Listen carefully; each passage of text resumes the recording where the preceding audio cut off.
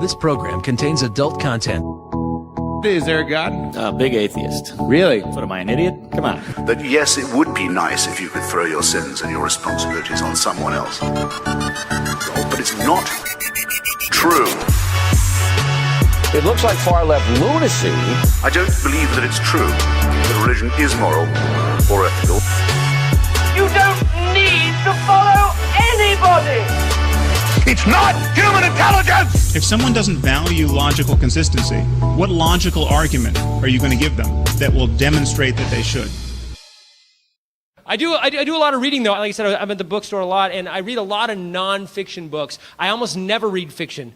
Favorite subject is religion, so I guess you could say I read nonfiction books about fictional books. So I was at the bookstore the other day. They have a book in there called Christianity for Dummies. And I was like, oh, the irony.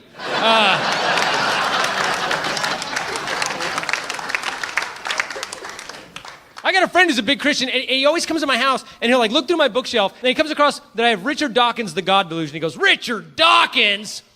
That guy's an idiot. Guy's a moron. Like, no, that guy's an evolutionary biologist. He's a professor, an author. He's hardly a moron. You may not agree with him, but he's not an idiot. Because he's got nothing to say, man. He's got no new arguments. Like, really? I think he makes 100 good points in his book. I'd love to hear you refute one of them. Just one. Pick the easiest one.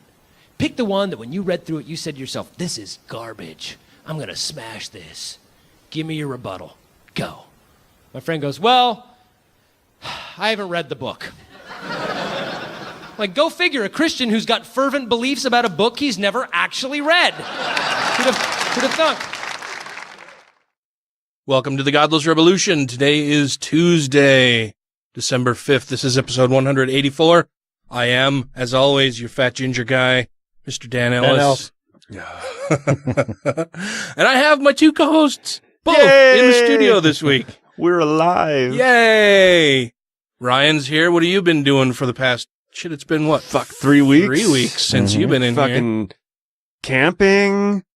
I went glamping. It wasn't really glamping, so we didn't have running water. Oh, none no. of that shit. It was just a yurt with electricity.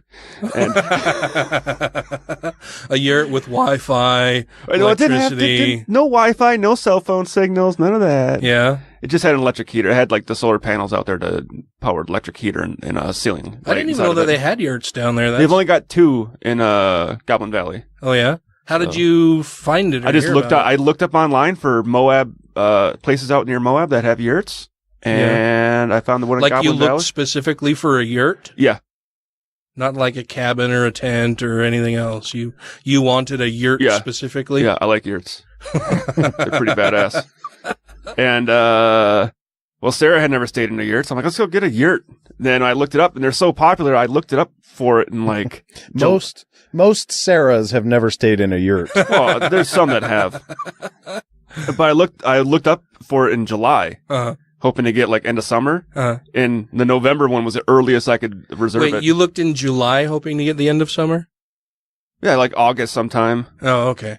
That seems like you seems very fortunate that if there are only 2 yurts in Goblin Valley. Well, I didn't know that until I looked them up, and I'm like, holy shit, these things get booked out like way in advance. Yeah. And since I don't have the truck anymore, I usually just go camping wherever the fuck I want. Yeah. Just go on BLM land and go drive off, but I can't take the car just driving through the fucking desert because 'tis true. Yeah.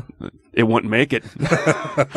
So I'm like, let's get a yurt. And that way you have to pack less. I don't have to pack a tent. Don't have to pack as much stuff. No air mattress or nice amenities. They have cots in there or what? Yeah, they have like a bunk bed type thing in there and like a futon and dinner table and stuff. So. Glamping.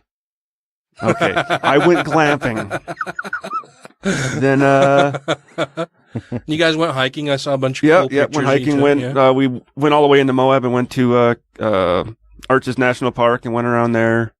Then the Hodos, the big rock pieces that are Hodors. I think they're called Hodos. Hodors. Okay, Hodors. Or the rock goblin things that the park is named after. I have no pretty cool idea area. what you're talking about. Yeah, I figured that. Do you not watch Game of Thrones? Oh, God, no. I don't watch it either, but I still knew what he's talking I feel like about. I'm missing the entire fucking world because everybody's in on the fucking Game of Thrones bullshit. It was just all over the internet, so I know what it means. And then last weekend we shot a short film. Yeah. Then I was editing it with fever, but it still came out good. Editing it like with a fever, like you're just feverishly working on it? Oh no, like I was editing and I'm like, shit's starting to spin. Like, oh, this is like, I feel like I'm really high, but I'm not high. And I was like, I went and took my temperature. I was like, oh, I am kind of high. I've been running a fever. And I put some ice cubes on my head and they melted. And I'm like, huh. And then I started shaking and I was... I'm sorry, like, but you would be a terrible fucking scientist. The human body is 97 degrees. I put 98. I put some ice cubes on my head and they melted, so clearly there's a problem. Well, they melted faster than they should. Like, I didn't even feel... Like, I couldn't even tell I had put an ice pack on my forehead. Like, I couldn't even feel it. Oh, really? Like, I had them on my... I'm like, I could feel the water running down, but I couldn't feel the cold ice. Oh, wow. So I was like, that's not... What was your temperature? I was at right around 100.2 when I took it. And 100.4 is when you're supposed to go see a doctor. Yeah. I don't ever really... Like, I'm always colder than... But that was the thing. I was wrapped up in blankets. I had a sweater on. I had a hat on. And I was sitting there on my couch, like, shaking. I'm like, I feel like I'm fucking freezing. And I took my temperature. I'm like, oh, this isn't good. Yeah. Yeah, I, like... Whenever I take my temperature normally, it's always below... Yeah, I'm usually, like, my normal was sitting right at, like, 96 instead of that 97.8. Yeah, or I was 98.7 is the... Yeah, isn't that? 98, yeah. Yeah. I usually sit, like, high 96, but then again, I don't have, like, a scientific thermometer. Yeah. All I know is when I would normally take it, I'd be sitting high 96 to low 97s, and it was at 100.2. I'm like, ooh, that's a big jump. Yeah, like, if my temperature gets to... like 99, then I know I'm sick because I don't like I said, my temperature's always low. Yeah. So if it gets anywhere above like even normal, then I know, oh yeah, I must be really sick because I don't ordinarily have any kind of temperature at all. But then I finally kicked that, so I'm feeling better. I feel alive. Well, good. And yeah. And the mustache is still... Oh yeah. Still keeping it going strong. Did you check your mustache for fever? I did. Yeah. It was covered in snot. Oh, okay. Yeah. He wasn't doing good either. That's something you have to pay attention to when you're sick and have facial hair. Yeah, shit gets stuck in it. Wait, why is shit stuck in it? You should have seen that fart. He's the urban cowboy. He's been looking for love in all the wrong places. Yeah, there's only so many walls to bounce off in a yurt. Yeah. Well, you don't really bounce because it's circular. It's like a fishbowl. Right. Okay. You know, that's why they make... How many nights did you stay in the yurt? Just 2 nights. Yeah. Were you only down there for 2 nights or just... Just the 3 days, 2 nights. Yeah. Well, it sounds fun. Something quick to get out. What does a yurt run down there? $100 a night. That's not bad at all. I mean, it's better than like some of those actual glamping places where you get the, they do like those teepees where they have TVs and shit in there and the big king size beds. Dude, those things go for like $600-700 a night. Jesus. I would stay in a yurt instead. Yeah, I like the yurts, especially if yurts are more for if you bring a big group of people. Yeah. They're a lot of fun. Yeah. Because you can, entertainment wise, you can sit in there and play games and fuck off. And so it was just how big was the yurt? I think they were 12-foot radius on them. So you could have slept many more people in there. Yeah, because we had the bunk bed, so it had a big bed on the bottom, then a small like twin bed up top. Then it also had a futon in there you could fold out into another bed. A little family glamping. Yeah. No family. Flampling. Well, that sounds fun. Yeah. Flamping. But you still sound a little bit sick. Mm-hmm. I'm probably just a little nasally because I've been coughing so much the last week that like my throat was just fucked up. Yeah. Like I said earlier, like when I talking to Tracy, I'm like, I was coughing so hard, I think I pulled a muscle in my chest. Oh yeah? Because like my upper abdomen fucking hurt. Like every time I coughed, I was putting pressure on it, or else it felt like someone was stabbing me in the chest. Dude, my ex-wife has asthma. Mm-hmm. And she got so sick one time, she fucking cracked a rib coughing. Oh, man. Yeah. It was but I mean, she would crack a rib doing just about anything I was else gonna say, too. let's just drink more milk. Jeez. Well, and she was very accident prone, whatever. But yeah, she was coughing a whole lot. Yeah. And yeah, cracked a rib doing it. I'm like, that takes some special talent, man. Yeah, the worst part about coughing so much is not being able to sleep. Yeah. Wake up every hour with like a dry throat, just coughing like crazy and trying to drink water. And a couple of nights I just slept on my couch so I could sit upright a little bit. Yeah. Because I felt like when I was laying down, all of a sudden the phlegm would make its way into the bottom of my throat, and I'd wake up just spewing shit up. Yeah, we had, well, during Thanksgiving, we had Tracy's family stay with us. And we ordered Indian food one night. And after they left, Tracy and I had Indian food leftovers, and it was kind of late. And I have the GERD, the gastroesophageal reflux disorder or disease or whatever. And so I'd eaten Indian food pretty late one night, and then was laying in bed, and I rolled over and just My GERD! instantly, my GERD! Had a mouthful of fucking stomach acid and Indian food. Yum.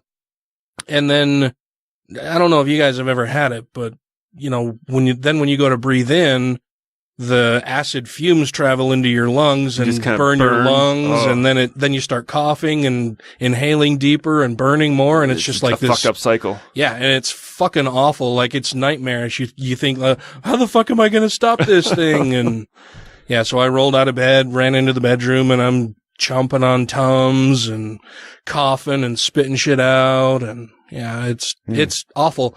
I maintain I take Prilosec or whatever, omeprazole every day to try to manage that. But yeah, when it happens, it's fucking really terrible. Yeah, and you want to keep that under control, or else you keep getting that acid floating up into your esophagus, and your esophagus lining rots away, and you got to go have a major surgery. Yeah, and then you get removed. Then you get Barrett's disease, and yeah, I've been scoped a couple times. They were concerned about it the last time I went in, but it was okie dokie. That's so. Good. But yeah, it fucking sucks, man. It sounds like it sucks. It's really fucking, I went to Cincinnati for work one year, like 5 years ago. And it was just me and some coworkers, and I forgot to take my omeprazole, like, with me there. Oh, and, man. You know, we're drinking and having food late into the evening, whatever. And I went back to my hotel room, and the same thing, woke up in the middle of the night with that, and it was fucking really bad. And like, it made me vomit, and I'm coughing, and, you know, it's burning so bad, my eyes are watering, and I leave my hotel room, go down to the front desk, and I'm like, do you have like Tums or fucking Rolaids or anything? They're like, this is like 3 a.m. The guy's like, there might be something in the vending machine. I'm like, do you have any change? I don't have any change. He's like, I don't know. There's a pharmacy down the road. And I just fucking storm out of the lobby like I think I'm dying, you know, start wandering the streets of Cincinnati at 3 a.m. and fucking never found the pharmacy. Just ended up being approached by some guy trying to scam me out of money. It was just this whole awful night. But I've had a few times with like just the normal kind of burp up, you know, stuff, and man, that stuff is nasty, man. Like just a teeny little bit in your throat, and it's just like you can almost hear it sizzling, you know? Yeah. So I can't even imagine having a fucking mouthful of that shit. I've rolled over in the night before, and just the process of rolling over and like sloshes it. Yeah, sloshed it up into my mouth and then into my sinuses through my mouth. Gosh. So then it's coming out of my nose, and that burns. I just there's no fucking escaping it. Like, you can't get away from it, and trying to drink water and milk and anything to shove your head in a bucket of water. Yeah. And there's it's awful. Yeah. What you been doing, Matthew? I had a pretty busy week or two. Yeah. But yeah. I'm not sure how much I wanted to say about it. Yeah. I mean, so Danielle had the baby, but there were a few little surprises. But you know, it took about a week or so to get through, but we're on the upside of that, so things are pretty good. And my Patriots are just steamrolling people now. Their defense is back. Does that mean they're cheating again? Yes. Oh, okay. They seem to be playing pretty well.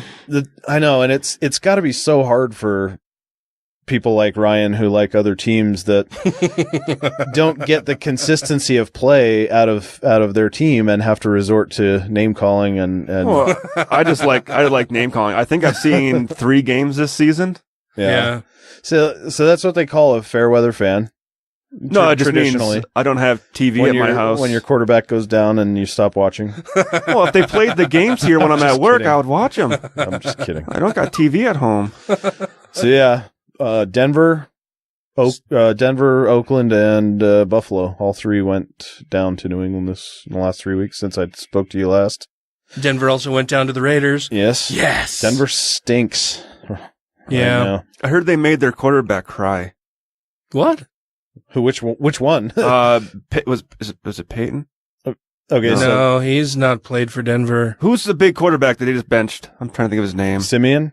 No. Trevor Simeon? Am I thinking of the wrong team? Brock Osweiler or Paxton? Oh, I'm thinking of the wrong team then.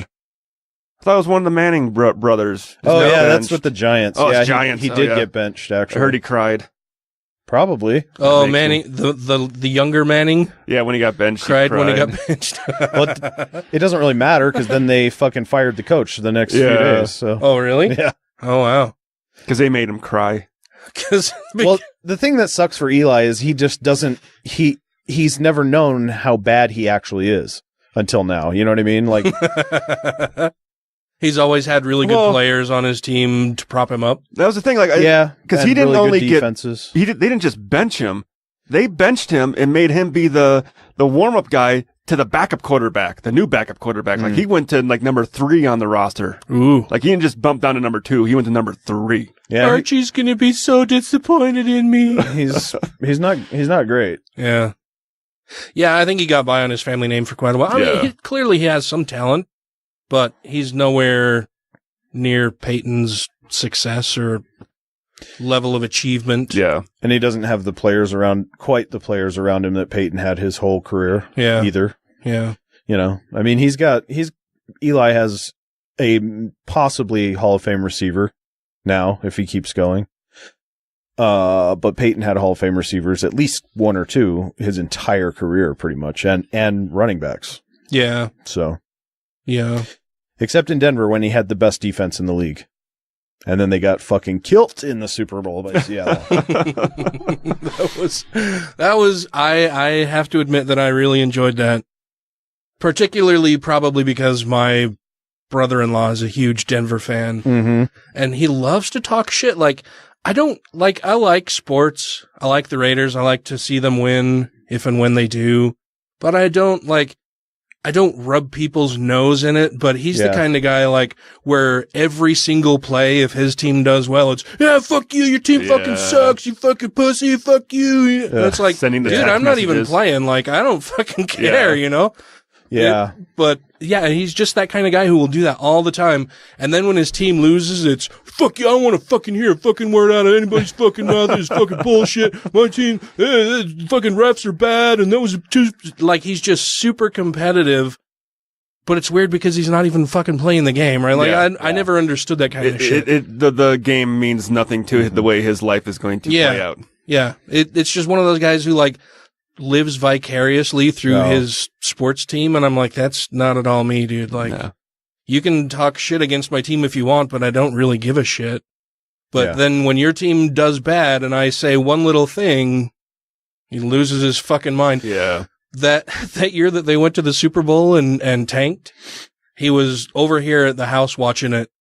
And he ended up leaving like halfway through the third quarter. He's like, they're losing because I'm watching it at Dan's house and he fucking hates the Broncos. And I'm like, dude, does this mean that you can never watch football at my house again? Because if that's what that means, I should have watched a game with Denver losing so much earlier than this point in time. Well, and not only that, but Dan also hates the Patriots and they can't lose right now. Yeah. So, you know, did you guys see Gronk this weekend though? No. What a fucking asshole, right? No, what do you do?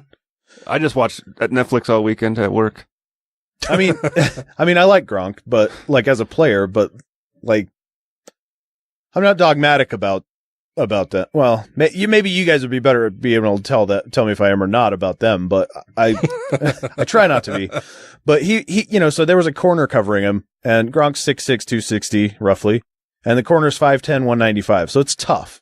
It's tough to keep up. So so he's holding a lot and not getting called, which kind of happens because you got to do what you can, and it's kind of like.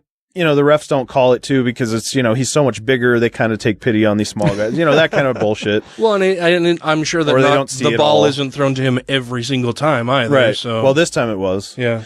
But then there was a little kind of push off at the end, both of them, and Gronk kind of went upfield a little ways, and then the corner sort of jumped back and picked the ball off and ended up on his back and then just kind of rolled over to the sideline onto his stomach. And I think it was Amendola that touched him down. And seriously, 2-3 seconds later, Gronk comes roaring into the screen and just fucking body slams into the guy, throwing his braced forearm into the back of the guy's helmet. Now the fucking guy's in concussion protocol. Oh, Jesus. Yeah, that's a dick move. Yeah, fucking. That's a dick move. Yeah. That's a fuck you for picking my throw off. Fuck you, dick. Yeah. So he said, he was frustrated and he apologized and whatever.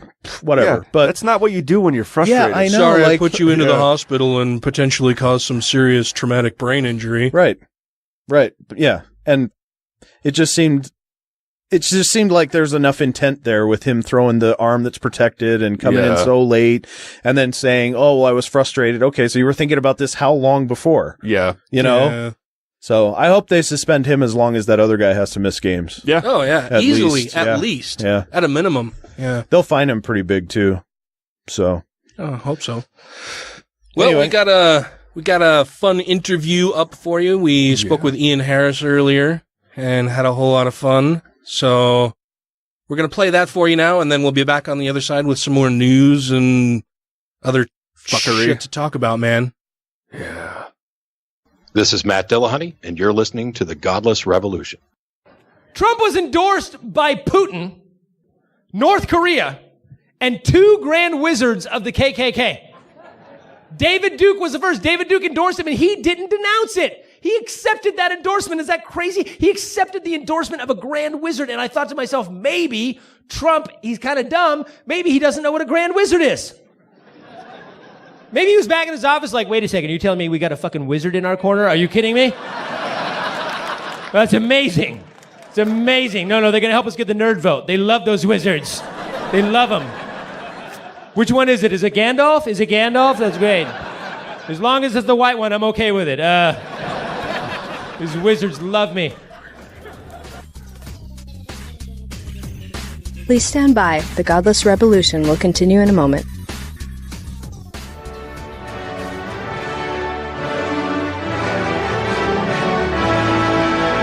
Here follows a public service announcement for the Two Skeptical Chaps podcast. Greetings, Americans.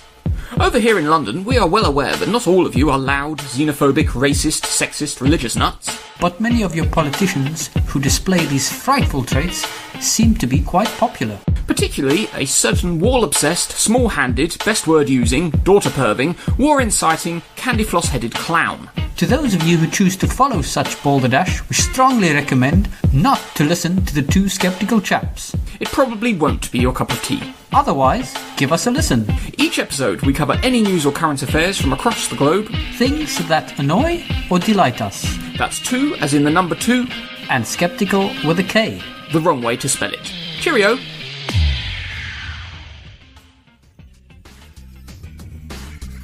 Thanks for listening. Now back to the show. All right, on the line we have Mr. Ian Harris. How are you, sir? Doing all right. How are you guys? Oh, we're doing pretty well. Fantastic. No major complaints, I guess. Ryan and I are both at the tail end of having a head cold, but other than that, I think we're all right. Still breathing. Good. Well, that's good. I'm close to. I'm ready to. I think I've been dying for the last 2 months, so I'm going to go into the doctor on Thursday and find out exactly which way I'm dying. But I might be. Yeah, if you go to the doctor and he tells you how you're dying, then you're just going to die. If you don't know how you're dying or know what's going on, you're doing just fine. Yeah, exactly. Yeah, it's funny that is true. Like, have you ever noticed that people they've got whatever disease they have, and then they're totally fine, and then they find out about it, and then they're dead 2 months later. Yeah. They're like, just knowing about it is apparently what kills you. Yeah, it's like you didn't know you're going to die of cancer until you went to the doctor and said, hey, you got cancer. Next day you're dead. Yeah, it's crazy. That actually, it seems like that. It's like, hey, he had cancer for 3 years. Then what happened? He found out about it and died he's a dead. month later. Never tell people they have cancer. They'll live forever. So we got you on the show tonight because we wanted to talk about some exciting news in your life. Do you want to tell us a little bit about that? I'm getting married. No kidding. Congratulations. Is that what you're talking now? Yeah, I got my new comedy special coming out December 12th, and then it'll be out for forever at that point. Yeah, it's been like a long road trying to get this second comedy special out, and it's finally airing on all the VOD channels like Amazon and iTunes and Google Play and all of that sort of stuff. So, dude, that's awesome. Pretty excited about that. Yeah, that's very exciting shit. So is this the second one that you've had released widely, or is this the first time that it's gone to the video on demand stuff? No, this is the second one. The first one was called Critical and Thinking, and that was released in 2014. But this one was actually done for Netflix. But I had a verbal. Netflix does different types of things. They do originals and they do acquisitions. And I had directed a couple things that had gone to Netflix, and I had a relationship with a guy who was running the comedy department, and he really liked my first special, and he really liked the stuff that he bought from me that I had directed, and he said, oh, you should do another special for yourself. And, we were just talking about different people, doing specials for it. And I said, yeah, I've got a new hour. And he goes, cool, shoot it. And, I can't say until I see it, but, wink, wink, nudge, nudge, we'll pick it up. And, so I shot it, put all my own money into it, did everything on my own because, they weren't going to, I'm not a celebrity. They're not going to give me $1 million to shoot my own, but I mean, to shoot, an original, but shoot your own and we'll buy it from you, we'll license it. And, so I did that. And then when I got it to him, he's like, oh, I no longer work in that department. Oh. So I had to go to the new people who were comedy executives from former other comedy, things. The other comedy, like a festival and another network. So they were comedy insiders with their own people, their own little thing going on. So it took me almost 9 months to get them to even look at it, with agents and managers. And when I finally got them to look at it, they said, oh, we're no longer buying content. We're only doing original. Oh, nice. And this is after you spent your own money on this. Yeah, because I had not a guarantee, nothing was in writing, but I had to pretty much just do it and get it to us. It'll be cool. It was pretty much you're good. We're already in. And then I think there's a little bit of, we're not honoring the guy who used to be here because he's him and we're us. I think there's a little bit of that going on where it's like, yeah, you're associated with the other guy and the other guy's not here now. So, and I know the new people, or at least I know one of the new people, and they're cool. We get along fine, and she was very, very complimentary about it, and said, it was one in her 20 years at the other network that I won't mention. She said it was one of the best performances she's ever seen. She said my material, even the stuff that had been touched on, she felt that I elevated it to a different level. And I'm like, oh, well, then that means you're going to pick it up. No. Okay. Just want to give you all these great compliments so that when we eventually let you down, it's not going to be quite as bad. Yeah. So that we can give whoever Louis C.K. His 10 special this week. That's the only thing that's driving me crazy is it's like, that's fine. But then meanwhile, you're rushing every person you can to get as many and it's like, even George Carlin couldn't come up with a new special every 3 months, a new hour of material. It's just like, does Bill Burr really need 8 specials in 2017? You know what I mean? Like, I don't think so. But it's like, do we need to pay Jerry Seinfeld $30 million to watch his old material? that he's already made 30 million off of originally. Yeah, it's just so for me there's a little bit of obviously a little bitterness there. Yeah.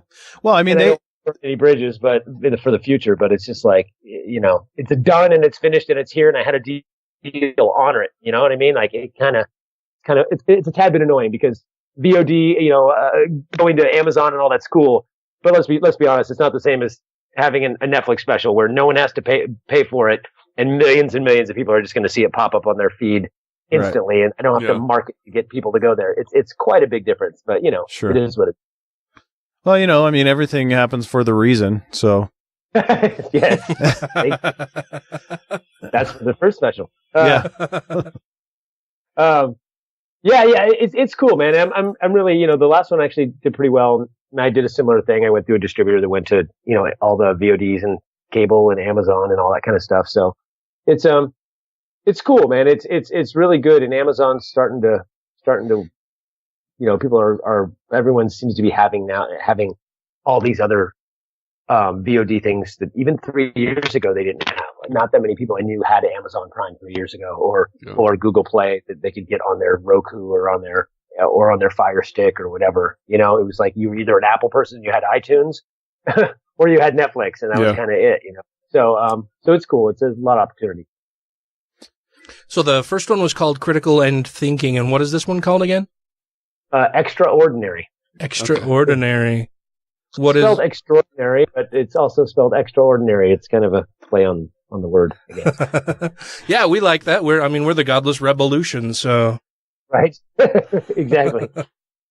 Yes, but any sort of stupid pun, I'm happy with. If we can do any pun or play on words, or what's the French word when you mash two words together? I always forget what that's called. Portmanteau.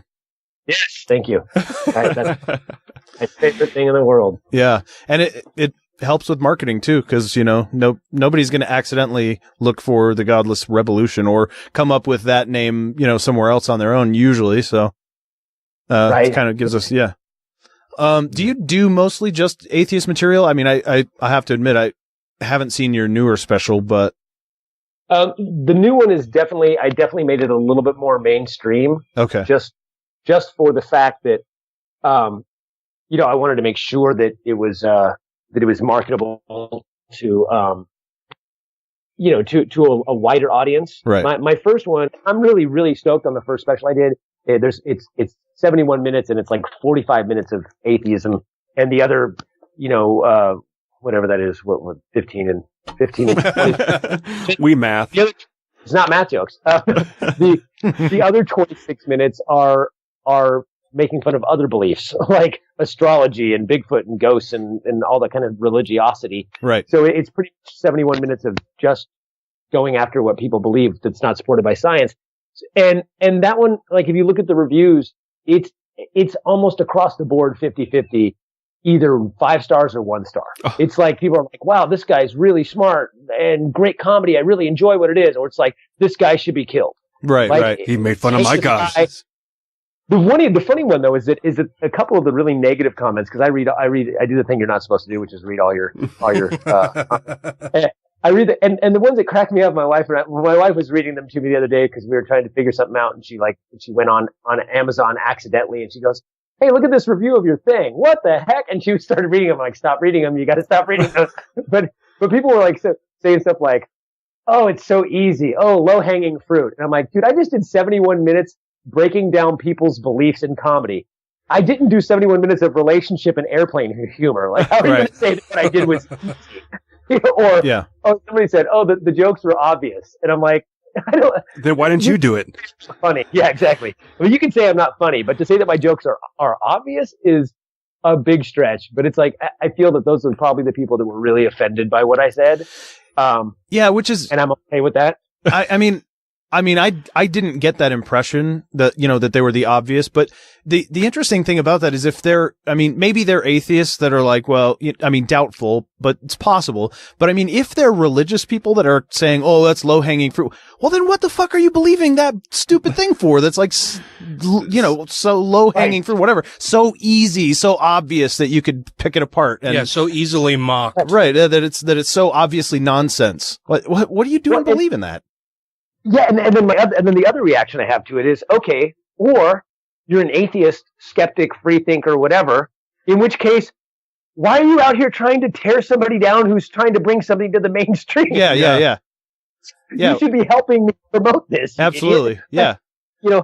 That's the thing, and there were a few of those I saw, like, there's a couple things where obviously people were, but then again, we're dealing with if it's people like me, we're dealing with people who obviously are, you get a lot of people who are, I don't want to say full of themselves, but definitely, or who think they're very smart. So there's probably a lot of people who, well, I thought I had that exact same thought 30 times in my life. And it's like, well, it's easy, and it's like, yeah, well, you didn't into an act and, make it funny and film it. So shut up. You know what I mean? But there's a lot of that where there's like, there's atheists and people going, oh, this is a typical debate for any convention I've been to or something. You know what I mean? Man. Yeah. Well, I get those comments quite a bit in, just shit that I'll post online somewhere or something that I've done that, mocks religion or whatever. And oftentimes I'll have somebody who at least claims that they're an atheist who will say, well, I can't believe that you would do this. And, you're not making this any easier for those of us who are, trying to be able to communicate with all of our religious family members and friends and whatever. Okay. Well, they're not my fucking audience, buddy. That's not who I'm talking to.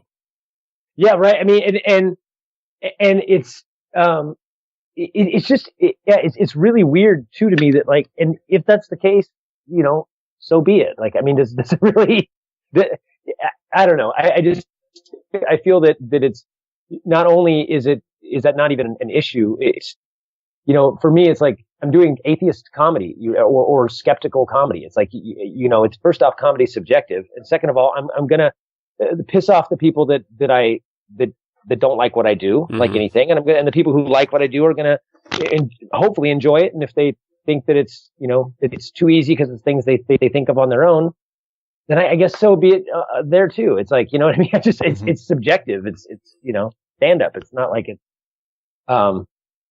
it isn't science. That's the difference, I guess, Well, I mean, it does fill a niche though. And I mean, like, I don't know how 90 some odd % of comics are probably atheists, but they're not doing material on that for the most part. Bill Burr gets into it a little bit. I mean, Mike Kaplan and some of those guys will do they'll have like maybe little bits that they'll put into a longer set or something that are, atheist related. But the amount of material that you have on it is pretty unique, I think. If other some atheists are just so fucking insufferable too. Like, just shut the fuck up, but I mean, I think it's a human trait, because religious people are just as bad, but, I mean, they shouldn't be scolding you. They should be inviting you on their podcast. Well, yeah. And thank you. It's funny because,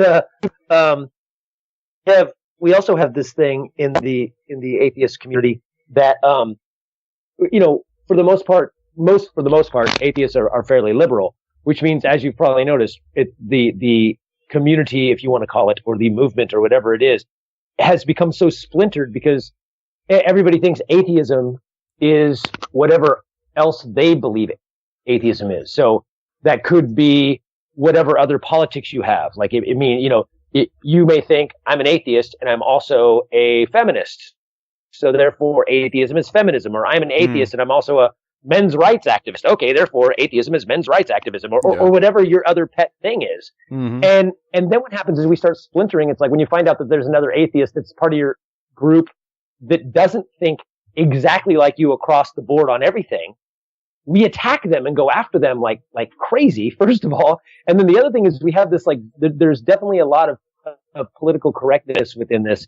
So sometimes it's actually hard to do comedy for atheists. I wouldn't say so much skeptics, because skeptics are, I feel like, people identify as skeptics are a little bit more open-minded. And I think people who are atheists, there are people who are atheists that got to atheism a different way other than skepticism. And then there are atheists who got to atheism via skepticism.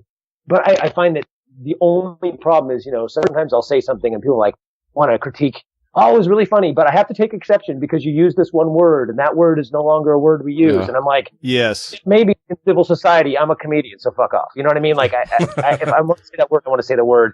Maybe I said it for impact, or maybe I don't have hangups about words or whatever, or maybe I'll do a joke and sometimes you slip up and say stupid stuff, and then and you're live and you use a word that, or you say something that maybe you didn't exactly mean, Right. And it's like, what do you do? My first special, I won't repeat the words. So I don't get more flack, but I said a word. And first off, it was taped in 2012. So it was, a while ago, but it was meant to be a joke. And it was obviously it was meant to be a joke, but I had revamped this joke so many times. And when I said it, I just naturally said the way I first wrote the joke, which had a word that I probably wouldn't use anymore. Right. And one of the reviews was this guy's great. Well, I'll say what I said was something about the apocalypse. And I said something was, I was talking about Josh Groban being one of the signs of the apocalypse. And then I said something and I called it faggy music, which again, I wouldn't say that. I wouldn't say that nowadays. Yeah. I just said, blah, blah, blah, blah, blah, because he plays faggy music and yada, yada, whatever. I'm not remotely homophobic and nothing like that.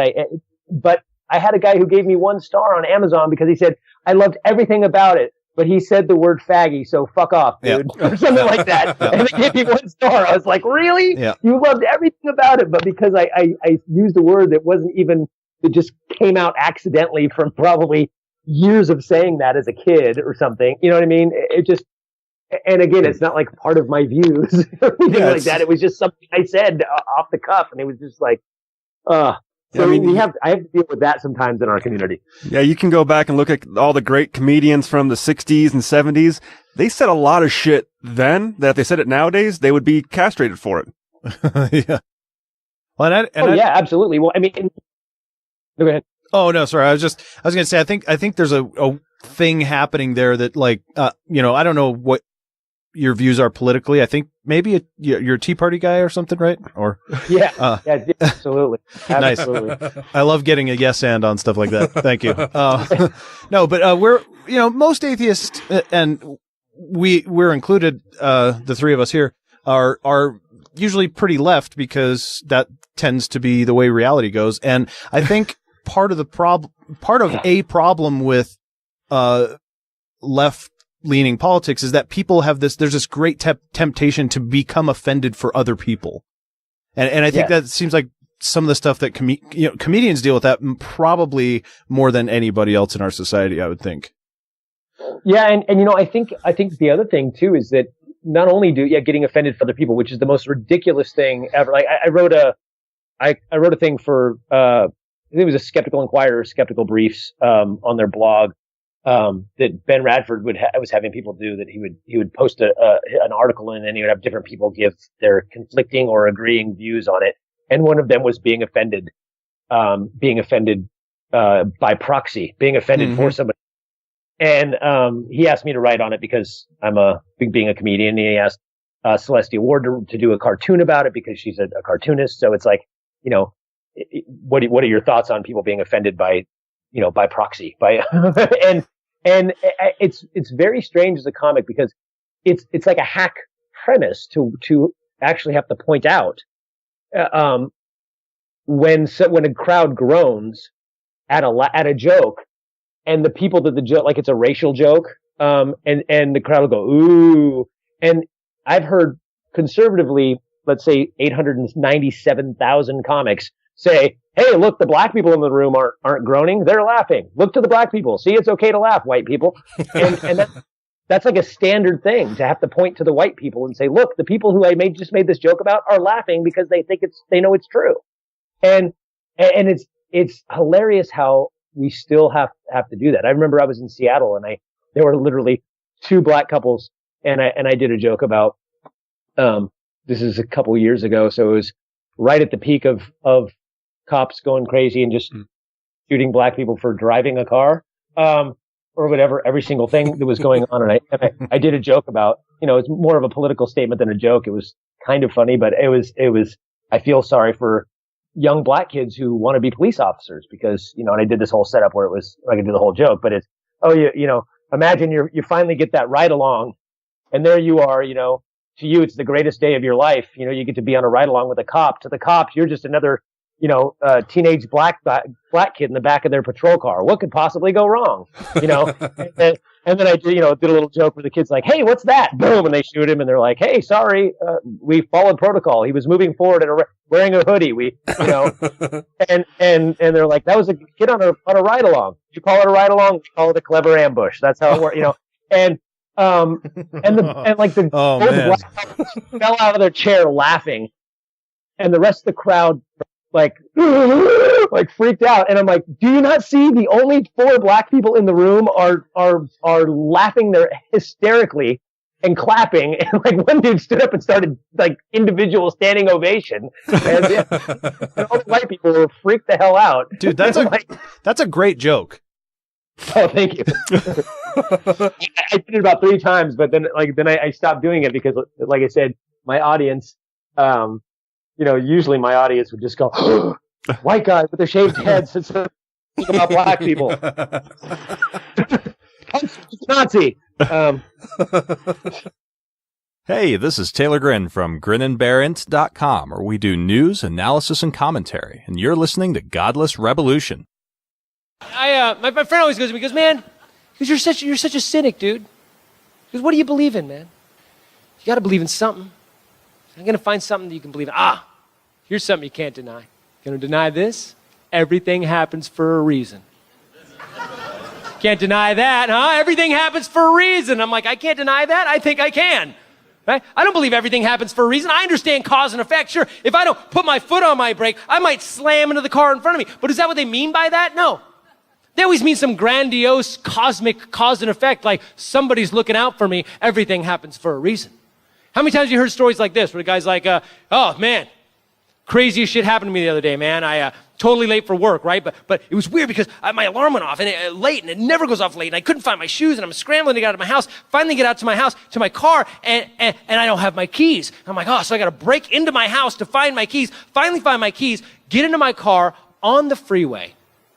50-car pileup, 20 people dead. And then I thought about it. If I had had my keys, I'd have been in the middle of that. And I'd be dead. Somebody was looking out for me. Everything happens for a reason. Like, yeah, because if I'm God and I don't want you to die in a horrific car accident because the world needs a solid Denny's waiter or whatever the fuck it is you do, that's what I'm going to do. I'm going to hide your keys to delay you for 2.5 minutes, because as an all-loving, omnipotent being, that makes far more sense than say, I don't know, how about I just don't cause a 50-car pileup and murder 20 people on the freeway? That's crazy. Why would I do some shit like that? The next rant will start right after this. Hey, everybody, we're the Utah Outcasts, and we want you to listen to our show. We're a rowdy bunch of super liberal atheists that reside in the state of Utah, who bring you current events and featured content on a semi-weekly basis. Whether it's us poking fun at the religious right or ranting at the world in which we all reside, we want to borrow your ears for about an hour twice a week. Hey, and don't forget to tell them the best part about it. Oh, yeah! The show's free for all. It is indeed. So if you like free, we're available through iTunes, Overcast, iHeartRadio, Stitcher, Spreaker, Google Play, Patreon, and even in full HD video via YouTube. Give us a listen. You won't be sorry. Rejoining the Godless Revolution podcast now. Well, speaking about audiences, I, for some reason, love watching hecklers on YouTube. I know comedians may not like them, but have you ever gotten a Christian heckler in the audience that just did not like your bashing of their religion in your jokes? I've had a couple. It's funny. I've had a lot, not really hecklers. I have people come up to me after the show. Okay. And I'll tell you a couple of those that are pretty funny, but I did get a heckler. We were in Bend, Oregon, which is really, really liberal. And we were doing the divided comedy tour thing that I do with another comic named Ty Barnett. And we tackle like religion, race, religion, politics, parenting, like 5 topics. And we talk about it from, he and I are like longtime friends, 20 years. We're the same age. He's a black dude from Chicago. I'm a white dude from Northern California. how do we talk about race? How do we talk about religion? We each do our set, and then we go up together and talk about things, and we do a Q&A. And in he goes up and kills it, has just a crazy good set. I go up and I'm having a pretty good set, and I'm doing some Trump stuff, and this dude in the audience just starts heckling. I said something about science, and the guy said something, I forgot what he said, but it was like, "Why do you like science?" And I go, "What? Why do you like science?" And I'm like, "Hey, there's a Q&A after the show, and hold your questions, and I'll be sure to ask you a question about science. But right now I'm doing an act, so just hold on." And he's like, "Pussy," or something like that. I was like, "Wait, what?" And then he said he told me something, and we got into it. And I kind of got angry. I was like, why don't you come up here and whatever and we went back and forth and he just drunk, and he was like, and he was just, I think what it was is that I said some Trump stuff, and he just was a Trump supporter, I guess, and he just went off. He just was completely drunk and was so upset that I even mentioned Trump, and it wasn't even like a bad Trump joke. It was just like it was a joke about Trump. I say Trump supported he got endorsed by David Duke, who was a grand wizard of the KKK, and I go, but you can't fault Trump. He's not very smart. Maybe he doesn't know what a wizard. Maybe he doesn't know what a grand wizard is. Maybe he thinks, maybe he's like back at his office going, "A wizard? We got a fucking wizard? That's amazing." They love wizards. Is it Gandalf? Which wizard is it? As long as it's the white Gandalf, I'm okay with it.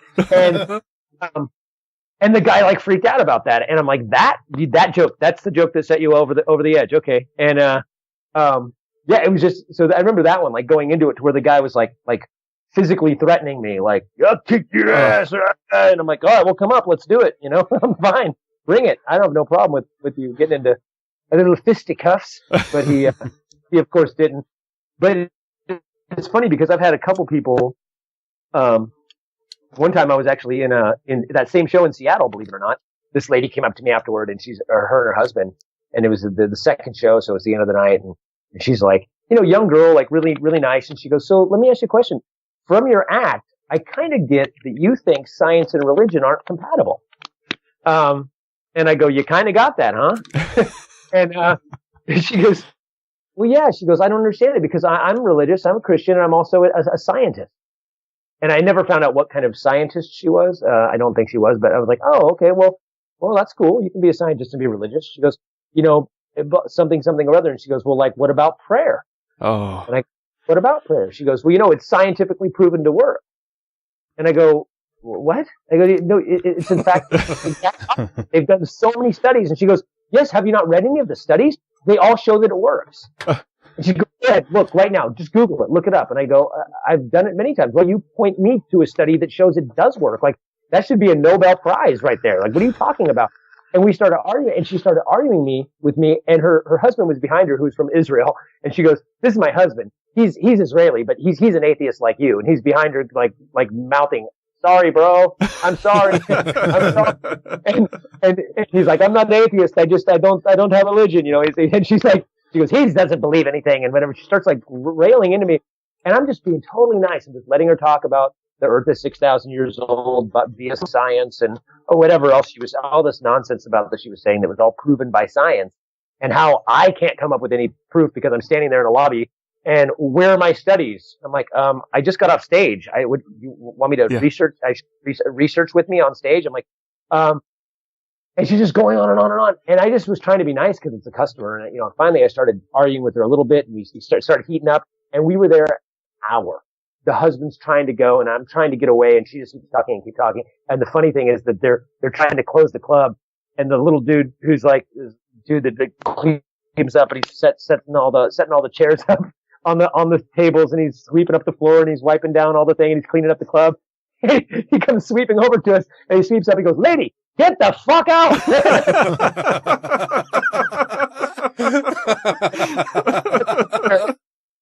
Like, thanks. I didn't want to be the one to do that. I might get fired from my work if I pissing off patrons. It's just like the guy who does the cleanup. "Lady, get the fuck out!" And she's like, "Whoa!" And she walks out. It was pretty funny. That's awesome. Oh man, a lot of those where people come up and I want to take. And what's funny is I get a lot that I'm mean. And I kind of have like my little stock argument because it's worked for me like 4 times in a row where, someone will go, I don't like what you do because, you're mean to everybody and you just pick on everybody else and you don't pick on yourself, And I remember I had a lady in Denver who wrote like a thing it was like a meetup group that came and saw me, and this lady had posted afterward that she didn't like the show, or she didn't like me, and not realizing, I guess, that I was tagged on all those things. So I responded, so my friend Chris Fonseca opened for me, and Chris Fonseca is like he was a headliner before I even started doing comedy, but he's a good friend of mine, and he asked to open for me because he lives in Denver, and Chris has cerebral palsy. He's in a wheelchair. He's a little hard to understand because his voice is very affected by his disease, by his cerebral palsy. And, he does tons of jokes about how he used to be an alcoholic and how he used to do all these things. And he's hysterical. He's hysterical. He's just a really funny guy. But, most of his jokes are about, him having cerebral palsy. And, it's like, is he drunk or is it him? Like, all these kind of things. He's really good. So after she said, I like Chris Fonseca because, he was self-deprecating. He was up there making fun of himself. Whereas Ian just made fun of everybody else. She goes, I know the show was going to be edgy or whatever, but he just made fun of everybody else. And she goes, I just didn't like that. So I posted on there. I said, oh, I'm sorry. I didn't mean to offend you. I said, so you didn't like it when I made fun of racism? I said, are you racist? And she goes, well, no, that was kind of funny. I said, I did like 10 minutes about racism. And she goes, yeah, that was funny. I go, was it the Bigfoot stuff? Are you like really big into Bigfoot? Did I really offend you with the Bigfoot stuff? She goes, no, the Bigfoot stuff was, and I'm like, oh, okay. So you must be like an astrologist. Was it the astrology joke? No, that astrology joke thing, that was pretty funny. Like I went through my whole set list. Was it so it must have been the ghosts. Are you like a big ghost? Do you believe in ghosts? Is your house haunted? She's like, no. And I'm like, oh, let me guess. You're a Christian. And the 10 minutes I did on Christianity during this show offended you. And she's like, yeah, I just don't know why you have to be mean to people's beliefs. She goes, I liked what Chris did because he didn't make fun of everybody else. And I said, so let me get this straight. It's okay to laugh at a guy with cerebral palsy. It's okay to laugh at people who believe in astrology. It's okay to laugh at people who believe in ghosts. It's okay to laugh at people that believe in Bigfoot. It's okay to laugh at racists. But you don't want me to make fun of Christians because you're a Christian. And the reason is because I can't make fun of myself and I only laugh at other people. And I go, it's like the only one here who laugh at themselves is you. Yeah. And she goes, and the funny thing is she goes, oh, you're right. Whoa, really? Okay. Wow, it's rare that you would get. I'm like, it seems really rare that you would get such a concession out of somebody like that. Yeah, I mean, it took a little while of talking back and forth, and then she was just like, "Oh, I guess I see your point." I said, "Yeah, I mean, if I was up there making fun of being an atheist, you'd be laughing at me for being an atheist. So, why is it? The only difference is that there was 10 minutes that you were offended by because you can't laugh at yourself." But you're totally fine laughing at a guy up on stage making fun of the fact that he can't walk. Like, you're okay with that? Like, that's who's the dick here? Like, no, that's an awesome point to make. I mean, yeah, she's fine laughing at everybody else, but not at herself. And yet she's accusing you of making fun of everybody else and not being able to exhibit any self-deprecating humor yourself. Yeah, I mean, and I get what they're saying. Like, people always say, don't punch down, you punch up. But I'm also in a position that I don't believe that I'm above everybody. Right. Well, yeah. Well, and if her, you know what I mean? So like, everybody's up to me. I feel that I'm, I get what they're saying. Like, if you're on an upper socioeconomic ladder or whatever, you don't punch down. I get that, but as an atheist, I don't think Christians are down. I think they're up. Right.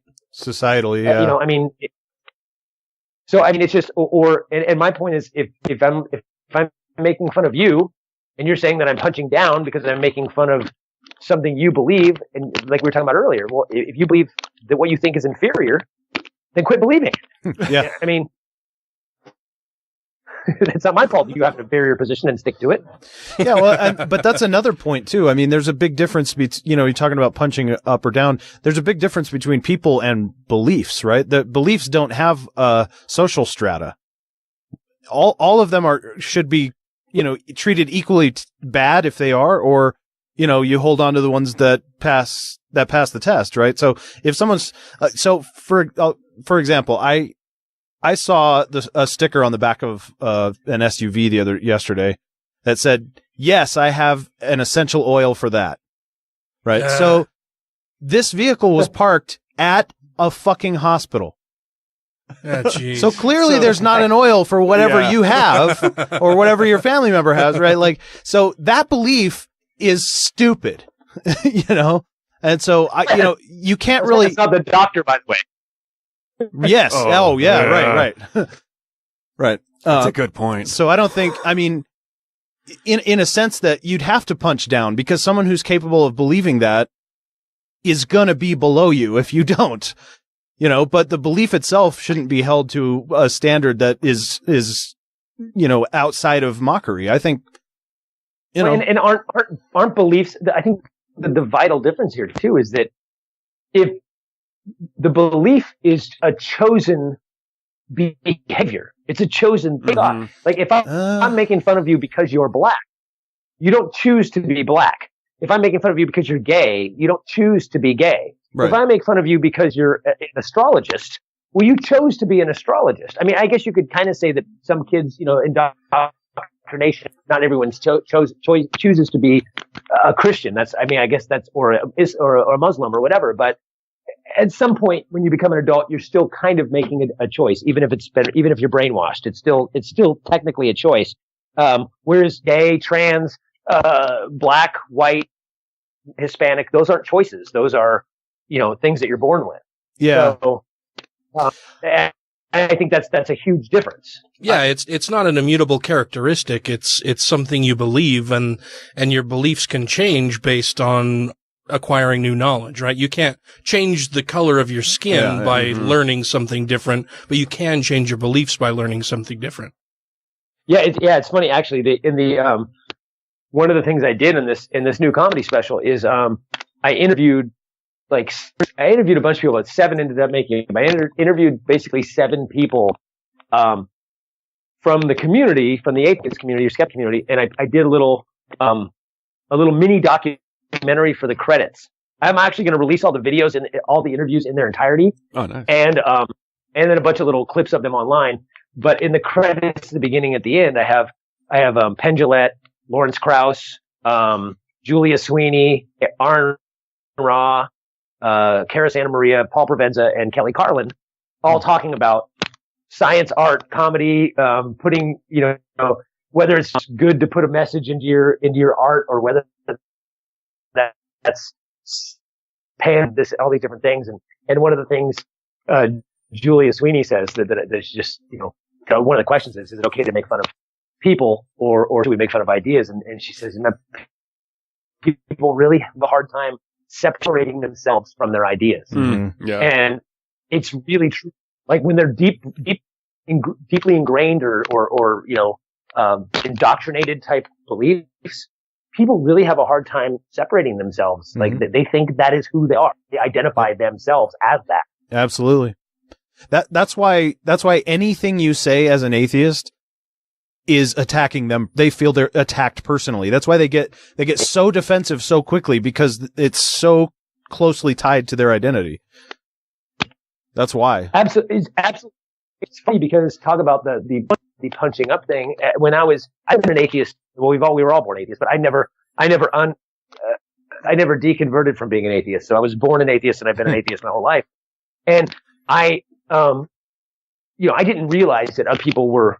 I'm not even joking. I grew up in kind of a weird hippie, Santa Cruz, California. It's very liberal. It's, I grew up in the 80s where everything was counterculture and this and that. So when I heard of people being religious, I thought that was like some weird fringe. Like I didn't think that people that I went to school with actually went to church.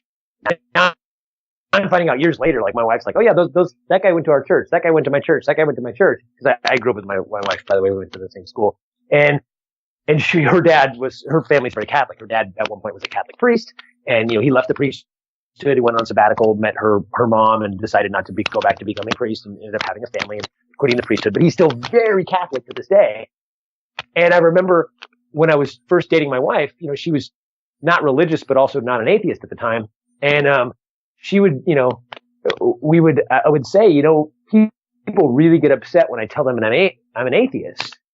And I said, and I think the reason is because they're so insecure with their own beliefs that, or that they know that their belief doesn't have any real position, that me just mentioning I'm an atheist is like I just slapped him in the face. And she used to always argue with me and say, no, that's not the case. Like, why would you say that? I'm like, because when I say I'm an atheist, what most religious people hear is, hey, you're full of shit. And that's not necessarily what I'm saying. I mean, if you asked me, I would say that, but that's, that's not what I'm, if someone says, oh, what's your religion? And this person says, I'm Muslim, and this person says, I'm Hindu, and this person says, I'm Christian, and I say, I don't have a religion, I'm an atheist. What everybody else hears, in my opinion, is like a Christian hears a Muslim, and they think, oh, he's on the wrong track. Oh, well, good for him. He'll figure it out someday or whatever, Oh, he's got something going on, but he's a little misguided. He's got to find Jesus. When they hear atheist, they hear, you're full of shit. Everything you believe is wrong. So they immediately get defensive and immediately think that you're attacking them, like you said. And it's the weirdest thing. Just saying the word has had more people go on the attack with me. And then they'll be like, oh, you atheists are so arrogant. I'm like, arrogant? I just said that I was an atheist. I said nothing else other than I'm an atheist. How does that make me arrogant? Yeah. Well, and this coming from the people who claim to know the mind of God, right? That they know what God wants, that they know what God has commanded them to do, and they can read between the lines of everything to say that, well, the Bible says this, but what it actually means is, and then they can interpret it however the fuck they want because they have this deep insight that they know the mind of God. That is the height of arrogance. Mm-hmm. And that the entire universe was formed with an idea of a plan for them in mind. Right. Yeah, exactly. But you are arrogant, though, Ian. That's. I am. I will admit, actually, I'm arrogant. But I'm only arrogant after having 10,000 arguments with these people and finally going, wait a second. I started out kind of humble, but now I'm fucking right. I'm sorry. People are wrong. Okay, I can't argue with anybody anymore. Like without just it is, which is kind of a weird thing. I'm a pretty nice guy. Like I try to be pretty humble in my beliefs and whatever. And like if somebody wants, I'm always polite. Hey, no, I believe this or I don't believe this or whatever the deal is. And people, a lot of times I go, you know what? I don't. Hey man, don't want to get into it. Do your thing. That's cool. But as soon as you press me, well, no, let's talk about this. Oh, let's argue about this. Oh, well, you really believe that? As soon as you do that, like I flip a switch, and it's like pull up a chair, motherfucker. We're about to go. You know what I mean? Like I get like vindictive and like, fine, you want to push the issue? I'm about to, and it's very weird because over the years I've gotten more and more. I used to just go, well, hey, that's how people are. And I mean, I still kind of have that. I have a lot of friends and family that are religious or have wacky beliefs about other stuff. Like my mom is a psychic, and is Hindu and has always been very new agey spiritual. And, that's cool. That's her thing. I think it's nonsense, but, I don't attack her for it unless she wants to start telling me, oh, I really am, or this and that, or whatever, this is what's in the future, or whatever the deal is. Then I'll sit down and, pull out, take off the gloves and we'll go at it. But for the most part, I'm just like pretty accepting of what other people believe. But the thing that kills me now is the older I get and the more I have arguments and discussions with people and the more I see all the information that's available on the internet and in books and just all the available information we have in the world nowadays, when people tell me that they're religious, even what do you call it, like a moderate, non-hardcore, not fundamentalist Christians, just moderate religious people. It makes me laugh. Mm-hmm. Like, I just, in my head, I go, it's the nuttiest fucking thing ever. Like, the shit that you believe is so insane. Like, it's just hard for me to believe that people, adults who can tie their shoes and get the food into their mouth via fork, also believe that a talking snake, you know what I mean? It's like, what the fuck? Like, that's crazy that's even a thing. No, we're in not this day and 100% sure all of them can actually feed themselves, though. Yes, exactly. This is Phil Ferguson of the cleverly titled The Phil Ferguson Show, and thank God you're listening to the Godless Revolution. And what about those 20 people? You ever think about them? Maybe 20 people died on the freeway because you left your keys at home, you dick. Yeah? You ever think about that? Mr. Everything Happens for a Reason?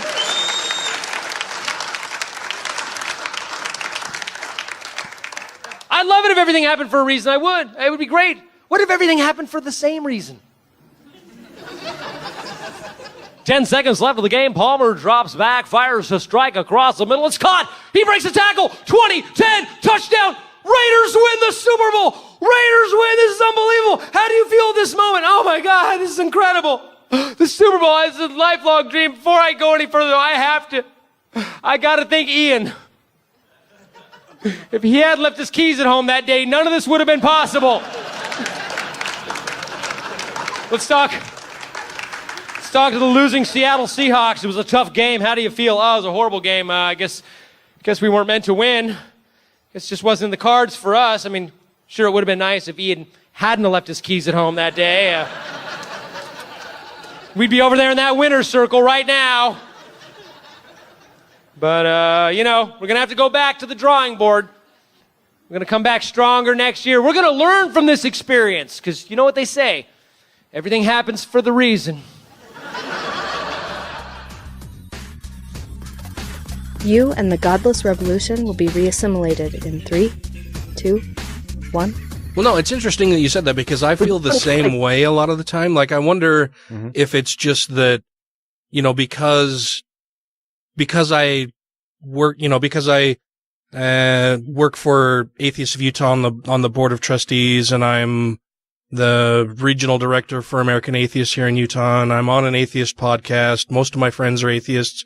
Like, sometimes I wonder if I've just formed this kind of bubble around myself that when I do encounter somebody who honestly has, deeply held, serious religious beliefs, that it seems so fucking strange to me. Like, wait, you're a grown-ass adult who still basically believes in Santa Claus as far as I'm concerned. That's just fucking goofy.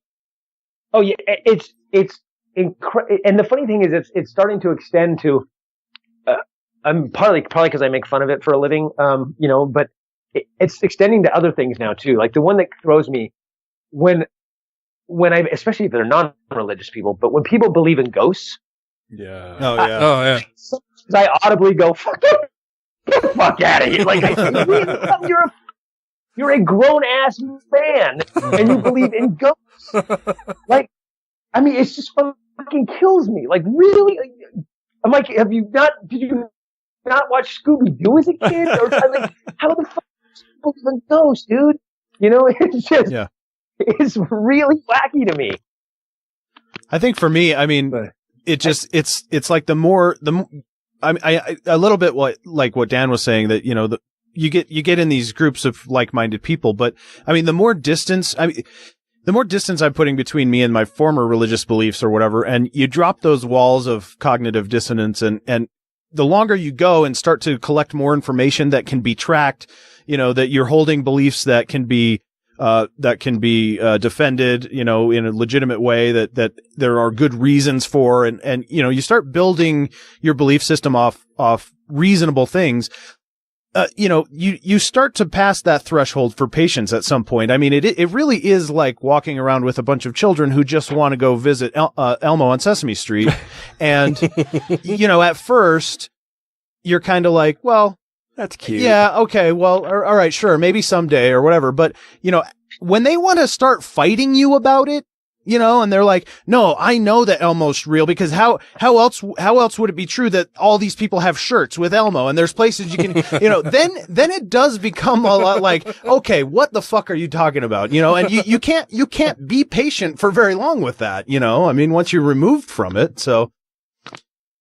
Yeah. And it reminds me of, like, any other conversation, like whether you're young and you're at the bar trying to, pick up, a girl or a guy or whoever it is you're, sexually attracted to, or whether you're in a job interview and the boss is a moron, or, you have to play that game of like, oh, you're interesting. Ha ha ha ha. Yeah. Okay. I like what we're talking about. And then after you're married 27 years, or you got a job that you've been working at for 2 decades, you're just kind of like, yeah, you know what? I don't have fucking time for you. Sorry. I don't care about what you have to say right now. I'm sorry. I'm going to be over here doing something else. It's just, and it's cynicism, of course, on some level, but it's like, I don't have time for this shit anymore. Like, I feel like, like it's a kid. Like, I have to hold your hand. I mean, with this dumbass belief about something that is so ridiculous. I mean, the funny thing the other thing is weird though, is that why can they recognize that absurdity in everything else? That's something that's puzzled me since I was a little kid. Like, even as a very young kid, I'm like, wait a second.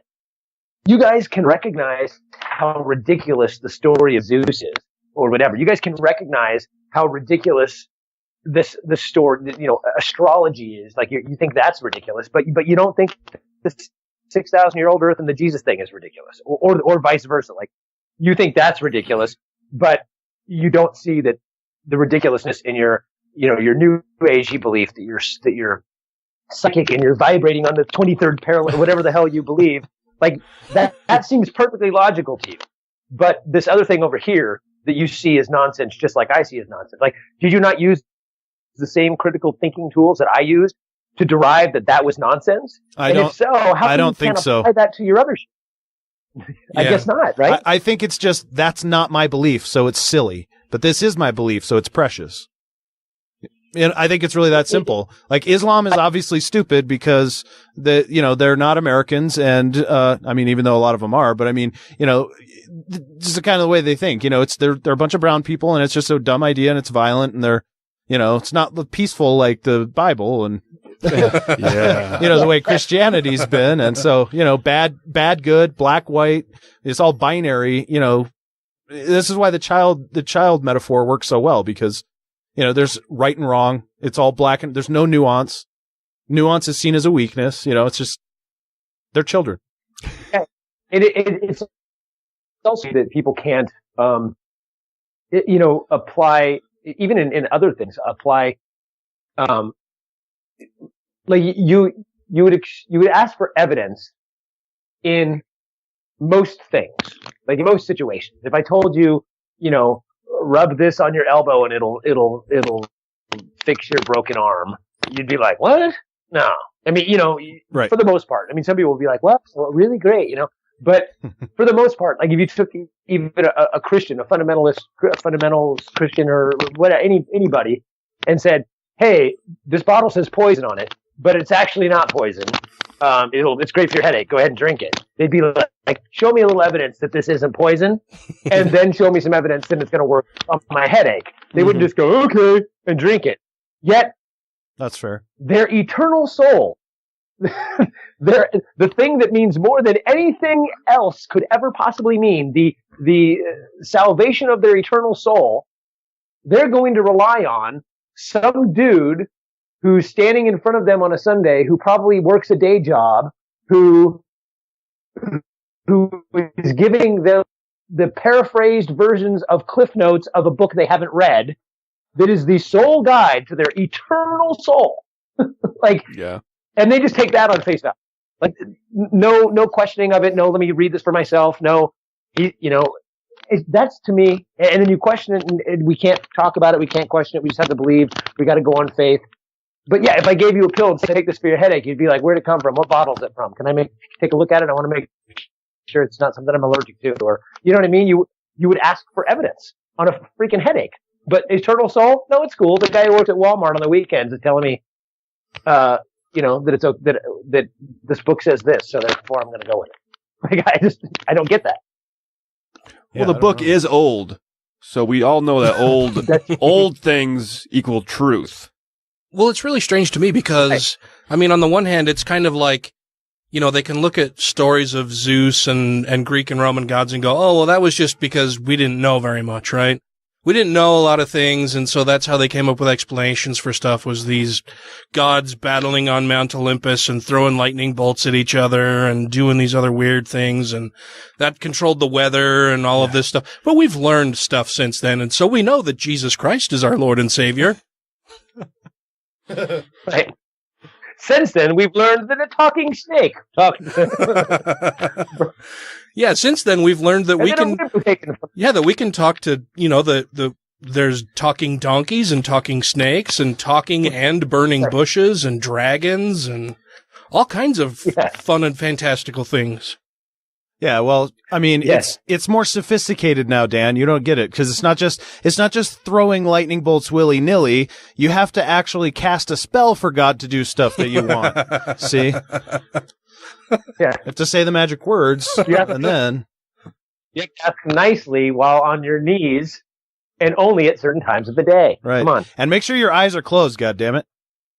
Yeah, exactly. Are we talking about the same thing?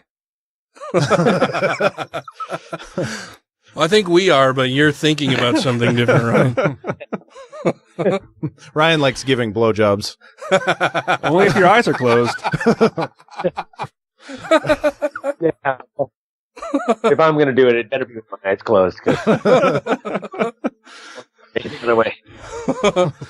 Well, you have been incredibly generous with your time with us tonight, Ian. I really appreciate it. Indeed. You're doing what, Adam Carolla tomorrow morning? Yes, I'm doing that. Myself and actually David Smalley from Dogma Debate.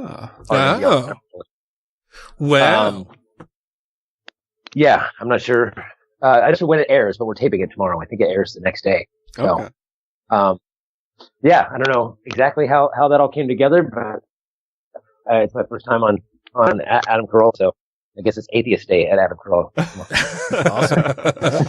Well, you're coming on the Cool podcast first, so. Yeah, exactly. Right. That's really great, man. I'm excited for you, and I hope you just totally blow up, man. And I think your comedy's great, and I think it fills a niche that I've been looking for. I love comedy, and I like atheism, and I was trying to. I mean, it does merge at times, you know, but I'm just super stoked, man, and I hope it just goes exactly how you want. Oh, thank you. I appreciate that. Yeah, and you're right. There's a ton of atheist comics out there, but and probably even skeptic comic, but yeah, it's 10 minutes to their act. My goal is 71 minutes. Yeah. Yeah, I think as far as atheist comedy goes, I would put your stuff up there with like Jim Jeffries and Anthony Jeselnik. A lot of the atheist stuff. Jokes that he does that seem like, you know, fresh and new and a lot smarter than a lot of the other, you know, easy, as your one heckler may have said, you know, low hanging fruit kind of stuff. I think you're a thinking atheists comedian. Oh, well, thank you. Yeah, you know who else does who I think does a really good job, but he doesn't do enough of it, in my opinion, is David Cross. Yes. I fucking love David Cross. Yeah, he's hilarious. When David Cross is on, he is so fucking funny. But, But you know, he'll do 10 or 15 minutes of it, and then he'll go off on something else, which is great. Obviously, you know, he's got a big, huge mainstream crowd that he just has to, you know, appeal to, and he just doesn't want to do all atheist comedy. But yeah, so that's, you know, and that's why I try to do I don't just do atheist comedy. I try to do all irrational beliefs comedy. Yeah. Well, any other plugs you want to get out, or anything else you want to add before we wrap it? No, I mean that's it. Yeah, please, if anyone's out there, watch the special Extraordinary, and I'm still touring, so if there's go to my website ianharriscomedian.com, and my tour dates are on there. I'm going to be in Olive, Arizona in January, and San Diego in the end of December, and next year Portland and Nashville and Huntsville and all over the place. So so please look for me in your town, and if you're you want me to come to your city or whatever, hit me up and let me know, and I'll reach out to the club there or the local venue, and I'll come out. Awesome. Great. Fantastic. Yeah, we've got a chain of comedy clubs here in Utah called Wise Guys that would be awesome to have you come out here, man. Yeah. Absolutely. Yeah, I should reach out to them. I haven't been to Utah in a long time. Well, you need to do that, and you've got a place to stay if you come out. All right. Sounds good to me. Well, thanks again so much, Ian. Good luck with everything. And hopefully we'll chat at you again sometime soon. Absolutely. Appreciate it, guys. All right. Thanks. All right. Cool. Thank you very much, man. That was awesome. All right. Yeah. Was it? Are you sure? Yeah. It was a good conversation. Okay, cool. No, yeah, absolutely. Nice. Yeah, very well done. It fit perfectly into our style of show. So, I mean, it'll just be super smooth. Oh, nice. Yeah, it was fun, actually. Oh, good. Well, good. I'm glad you had a decent time. Would you mind doing a drop for us before we let you go? So like I said, it'd just be, something like, "Hi, this is Ian Harris. You can find me here and there," and, promote whatever you'd like, however you want, and then just end it with, "And you are listening to the Godless Revolution." Cool. Give me a second. Trying to think of what I'd say. Take all the time you need. So, yeah, okay, cool. So just say, again, just my name. You said just to plug something, like my website or something, or just, yeah. So it'd be like, I don't know. Hi, this is Ian Harris. Look for my upcoming release of my new comedy show. It'll be available here and there. You can find me wherever, and you're listening to the Godless Revolution. Okay. Cool. All right. Anytime? Yeah, anytime you're ready. All right. Hey, this is Ian Harris. You guys can please find my... All right, let me try that again. Hey, this is Ian Harris. Sorry. Sorry, I was laughing. Hey, okay. No. Ready, go. Delay, I get it. Hey, this is Ian Harris. You can find my new comedy special, Extraordinary, on iTunes, Amazon, Amazon Prime, any video on demand site. Please check it out. And you're listening to the Godless Revolution. That was good, but it was kind of cutting in. It was cutting in and out here and there. Okay, I will redo it and not move. Okay. I think my phone earpiece thing it was moving. Let me do it again. Hey, this is Ian Harris. You can find my new comedy special, Extraordinary, on all video on demand sites, iTunes, Amazon, Google Play, Amazon Prime. Please check it out. And please check out my website, ianharriscomedian.com. And you are listening to the Godness. Godness, Jesus Christ. Get all the way there. Don't worry. That'll be, God damn it, no! We like to make all of our guests feel like they're auditioning for something. Right? All right. I'm going to get this right. Here we go. Hey, this is Ian Harris. Please check out my new comedy special, Extraordinary, on all video on demand sites, iTunes, Amazon, Amazon Prime, Google Play, and also check out my website, ianharriscomedian.com. You are listening to the Godless Revolution. That was good. Awesome. That works. Yay. Well, thank you very much again, man. I really appreciate you coming on the show. Yeah, absolutely. And one of these days, you guys should email me or message me if you have anything specifically you want write down, a specific bumper, or if you wanted something from because I do a lot of impressions. Oh yeah.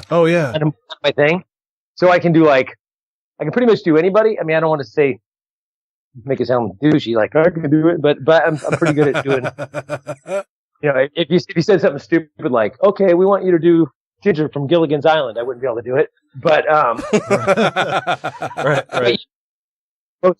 Most celebrities who get impersonated, I can do pretty much every comedian. I can do, all the standards, Walken and De Niro, and I can do, like I said, every comedian, Dave Chappelle and Bill Burr and George Carlin and Aziz Ansari and any famous person really. So if you have somebody you really like you're like, oh, it'd be funny to have Christopher Walken do a thing, email me a little script or several, and I'll record them and email them back to you guys like MP3.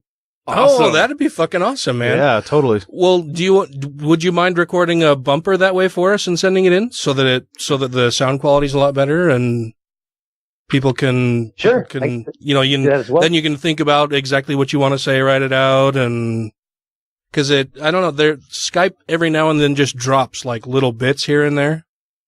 Yeah, I know. It's definitely not the best quality all the time. Yeah. Yeah, I can totally do that. Yeah, and like I said, just if there's anybody in particular that you can, that you can think of that you guys like, I could just do a few of them. That would be fantastic, man. I'd really appreciate that. Cool. Yeah, absolutely. Find some like little puns or something. It's like, or things they say, like, every time I do Jason Statham, I always do the line from Snatch, where he says, tell me what happens if we find the rabbit, whatever. And then he says, we're going to be fucked. And when I say fucked, I mean proper fucked. Right? Dude, that's awesome. Wait, you do Jason Statham, and it's like, you're listening to Godless Revolution. If you're not listening, you're gonna be fucked. Oh yeah, say fuck. I like that. So whatever. So yeah, that's a super cool idea. That's fucking awesome, man. If you're down for it, I will absolutely send you some stuff. That would be fantastic. I'd really, really appreciate that. Yeah, for sure. It's fun. I enjoy it. It'll be good. Okay, yeah, I will absolutely send you some stuff, man. That'd be fantastic.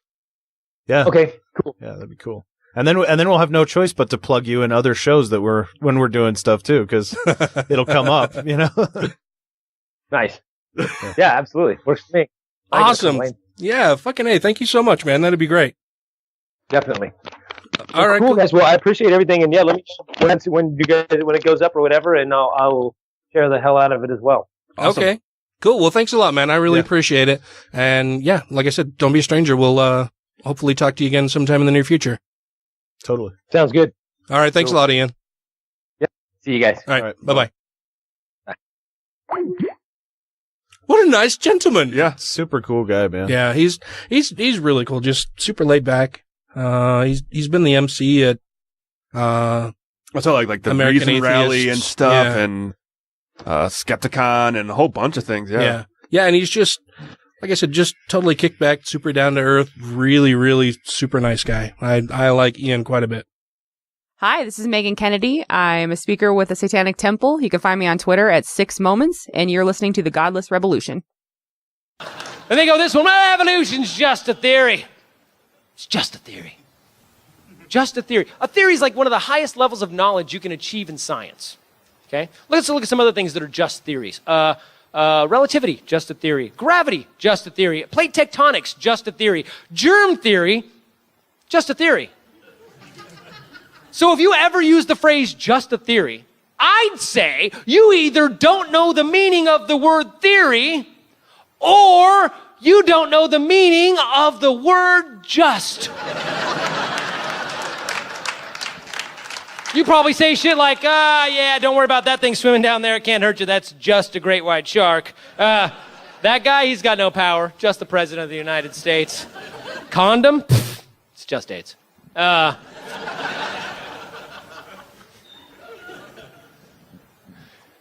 they always say, they go, well, you can't prove it 100%. You're like, you're right. So then you don't know. You don't know, do you? And you got to go, okay, fine, I don't know. Oh, well, when it comes to Jesus, I know. And then you get into this one. No, you believe, and that's cool. No, I know. No, you believe. No, I know. No, you believe. No, I know. Look, this word no, I do not think it means what you think it means, okay? It's a very complex concept. How do I explain this to you? Okay, I can't say that I know you're an idiot. That is just a theory.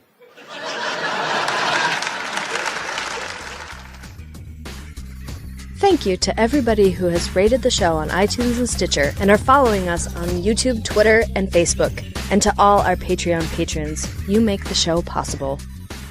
So last week on the Solo Dan episode, I mentioned Trump talking to the Navajo code talkers from World War II and mentioning Pocahontas. Which was fucked up. And honestly, like when I saw that, live on television, I really just did say, motherfucker, Yeah. I can't believe he just fucking said that. Like he thought he was being funny, making a funny joke. It's like, that's not No, funny. not fucking cool, dude. Yeah. You're here to honor these men that had an awesome, did a great thing during World War II, had an awesome, mission and utilized their skills. So many lives, turned the tide of the war. Yeah. I mean, fucking real American heroes. And he makes some snide fucking racist comment about Pocahontas. Yeah. I couldn't fucking believe it. As a follow up to that, I believe this is CNN interviewed, a couple people from the Navajo tribe talking about, their thoughts on what Donald Trump had said and done that I thought was pretty interesting. They point out a few things that I didn't even notice when I initially watched the clip with him doing it. But I'm going to play this and we can comment on it. Mr. Trump has used that insult. Pocahontas. That's this Elizabeth Warren.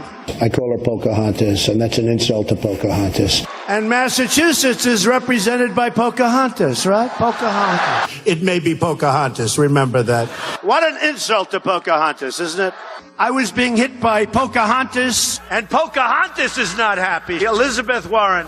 She's one of the worst senators. Who, Pocahontas? All right.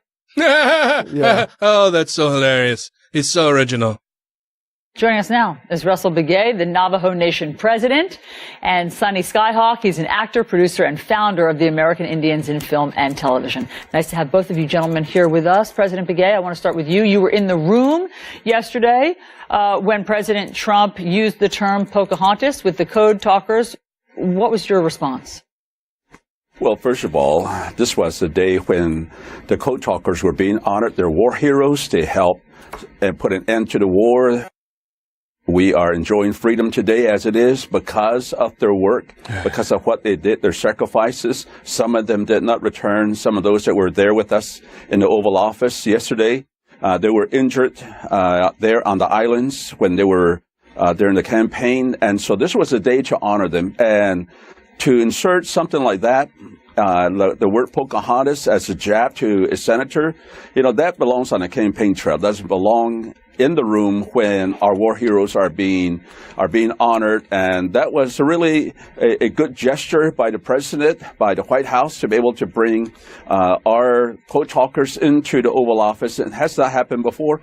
But then to be able and to insert that in there, I thought it was just uncalled for. And we need to honor these war heroes, our American war heroes, in a respectful way, in any situation, in any circumstance, in any environment. And this was a good environment for Americans to say, thank you, code talkers, Navajos, you use your language, you've done this, you really built this nation to what it is. You were part of the successful war during those years. And so we honor you, we thank you for what you've done. So you thought it was and that unnecessary. You thought that it was unnecessary. And do you see it as an ethnic slur? Before he gives his answer, I thought it was complete. I mean, do you think Donald Trump would have even actually honored these people if it wasn't just a prime opportunity for him to fucking make a little jab at Elizabeth Warren? Like, I wonder at what level he decided that this is something that he wanted to do. Like, was it, I really want to honor these Navajo code talkers. And I can also poke a jab at Elizabeth Warren. Or was it, I really want to fuck with Elizabeth Warren? What can I do? How can I possibly stage this just so that I can be the world's biggest fucking dick? Oh, I would wonder if Donald Trump even knew what the Navajo code talkers were. Probably not. Prior to that. Yeah, I don't think any of this is planned by him. It's planned for him. It's something he has to go do. It's not even his administration that's putting this up. A lot of the stuff is, the military is like, hey, we want to honor this group of soldiers, and the biggest honor to honor these soldiers is at the White House in the Oval Office, doing a dedication to them. Same thing with the Medal of Honor recipients. The president doesn't decide who gets a Medal of Honor, even though he gives it to them. Mm-hmm. It's the military that decides, hey, we want to honor this group, we want to honor this person, for their sacrifice or what they did. And it's the president that delivers it. So I think it's the same situation with this. They were like, hey, this is a group that, that made a great sacrifice. They weren't really accepted in American culture. Even at that time, they were looked down upon. Maybe it's due time that we said, hey, what you guys did for this country was awesome, even though the country didn't like you very much at the time. Yeah, I'm sure that's got to be the case because I listened to a recent episode of Radio West, and they had a historian on there, and he was talking about how he's convinced that Donald Trump knows fucking nothing about history in general, not even just anything American history, but just any kind of history. Yeah. Donald Trump is completely fucking clueless. Like, he has absolutely no idea what happened during the Korean War, why there's North and South Korea. He has absolutely no idea about the history of Iran and why we, and should we do away with the nuclear agreement that we have with them or with Israel? He is going to announce that Jerusalem is the capital of Israel. Like, he has no historical context for any of these fucking decisions that he's making, and that's truly frightening. Yeah. Yeah, that's one reason why I was like, he's not going to be a good president. Yeah. He's not smart. Well, let's see what this guy's response was. I feel that the way it was used, yes, it was. Because now Pocahontas is a real person. It's not a caricature. It's not it's not something that's just made up, a person. But this is a person, a young lady, and a Native American woman that. Yeah, it's not just a character in a Disney fucking movie, right? Yeah. Mm-hmm. That played a critical role in the life of this nation. Was a hero. And to use that person in that way, is unnecessary and it's being culturally insensitive. And Sonny, what did you think when you heard about it? At a minimum. Yeah. I agree, first of all, with Mr. Begay, and good morning. Good morning. I thought the whole thing was staged. The fact that Andrew Jackson appeared in the back of the room. What about that? Did you, picture. Sonny, I wanted to ask you about that, because that portrait of Andrew Jackson that hung in the back, did you see that as a deliberate slight? And that's something that I didn't pick up on when I first watched this. Well, here's the thing. If it was done on purpose, it's absolutely despicable. Mm-hmm. If it was done by accident, it's inexcusably ignorant. Right. Well, there's one way to find out. Uncaring. There's been plenty of times where things have been done in that room. Has Andrew Jackson's picture always been in that same spot? Has it always been there? I think so. Or did they move it or did they just frame it to have that in the background? Or is it just... I think the presidents get to pick the artwork. The one that they usually have like a hero of theirs of the past presidents or whatever. When they remodel. And he replaced Obama's pick with Andrew Jackson. And all the presidents shift that. But it just seems like it's just insensitive to leave it there, or I don't know. Not cover it, maybe, or something. Could you? Well, so either it's deliberately staged, which is just hugely dickish, or, like you said, he didn't know, which is completely culturally and historically ignorant. And to have these people in there while they have a picture of Andrew Jackson in the background, knowing the history of the Trail of Tears and all that. I was going to say, I guarantee Trump doesn't even know about Andrew Jackson's mistreatment of Native American tribes. Let's think about what we're saying here then. We're saying that he's intelligent enough to do that. Are we trying to imply that Donald Trump is on some level tone deaf? I don't think he's even tone deaf. There's no tone for him to hear. I suppose. I definitely do, and I think every other Native person that knows who Andrew Jackson was believes the same thing. Mr. Trump has been in television enough, and he knows the staging. He knows how and what people are going to see. And I think it was a condescending racial slur that he delivered, and unfortunately at an inopportune time when these heroes were being honored. It's uncalled for, totally uncalled for, and he knew what he was doing. And you think he does know the history of Andrew Jackson and the Trail of Tears? Pardon me? You think that President Trump does know the history of Andrew Jackson? Of course he knows Andrew Jackson. I think Andrew Jackson is one of his heroes. He is. He acts like him. He talks like him. He wants to be him in modern day. But again, it was totally uncalled for in regards to mentioning Pocahontas in this setting, especially in the fact that it had nothing to do with this gathering. This is all about honoring the code talkers, and rightly so. Sonny, one more question. I read that you said that you want Americans to know the proud history of Native Americans and their service to this country. And you say that the Native people of America have voluntarily served with honor by per capita in larger numbers than any other race in America. In every conflict in defense of this country, we did not stoop to claim spurs in our feet. Can you expound on that? I stand by that statement. Our people have served bravely and honorably in just about every conflict that the United States has ever had, in numbers, in total numbers, including the code talkers. And, of course, the Navajo code talkers were not the only code talkers. We had other nations that were represented by code talkers. So, again, to slur the history of the code talkers or any service person is totally uncalled for. Mr. And he knew exactly what he was doing. Mr. Begay, in our remaining seconds, what do you want from the president? Do you want an apology? Well, I would like for the president to first continue honoring the code talkers, our veterans, and he needs to stand by the armed forces, by our veterans, especially war heroes that really made a huge contribution to this country, to the freedom that we enjoy. And he needs to just put it in his mind, in his head, that these are American war heroes. And when you're in the midst of great heroes, you need to respect them and leave everything else aside and just honor them and thank them. And this is that's who we are as Americans, is that we thank each other, especially in defense of freedom of this great nation. And for Native Americans, this is our land. Every inch of it, every mountain, every stream, every water that is out there, it is ours. It's a Native American country. That's why we will defend it all the way, because we have no other place to go. This America is Indian country. And so every non-Indian out there is a guest of Native Americans in this country. And that's how they should act. And if you're a guest in this nation, that's how you should act, especially if when you're in the midst of these war heroes. And so I ask the president to respect our people, to respect our heritage, to respect who we are as Native Americans, especially war heroes. Well, President Russell Begay.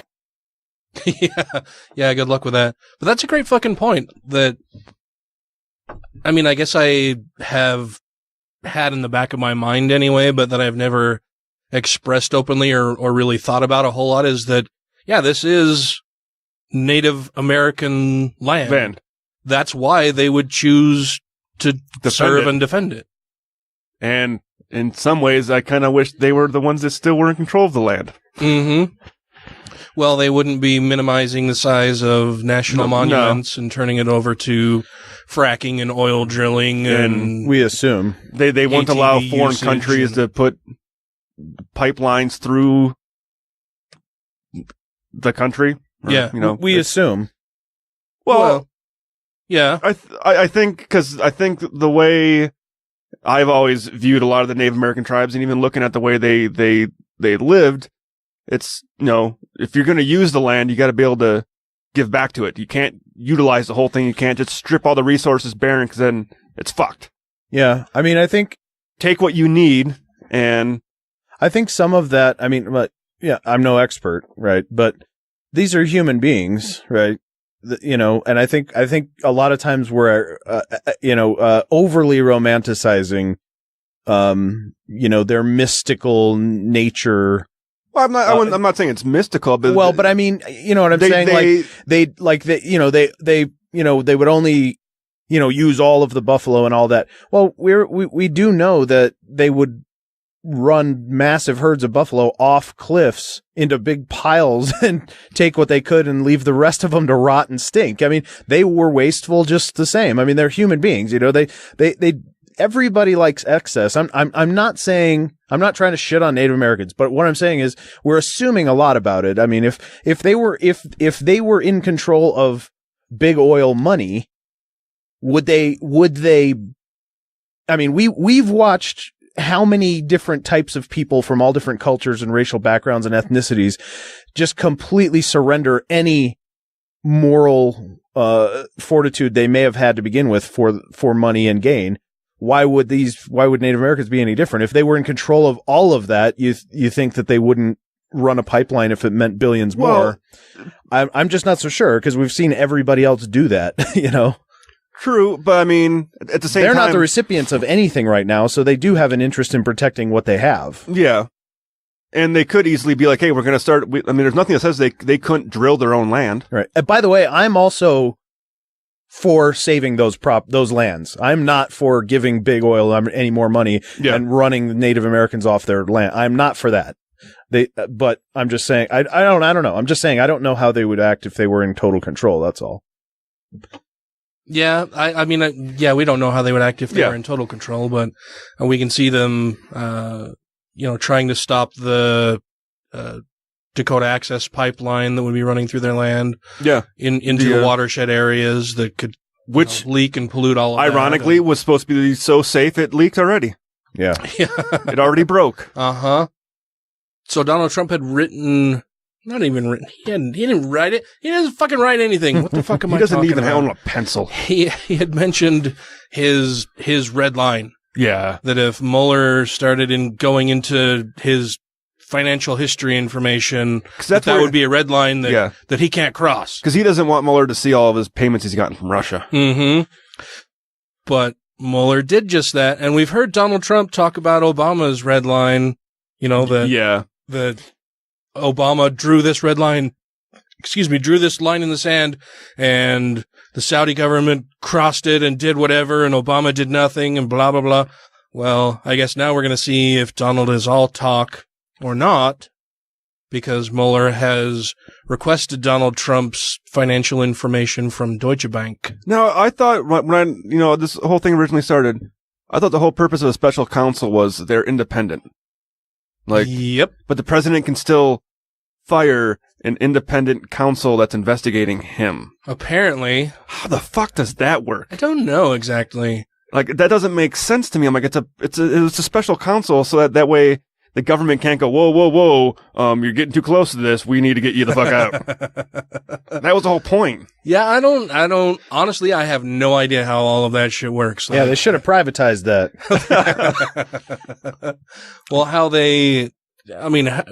who's the one who hires Mueller, and then why does the president get to fire him if he doesn't like what he's doing?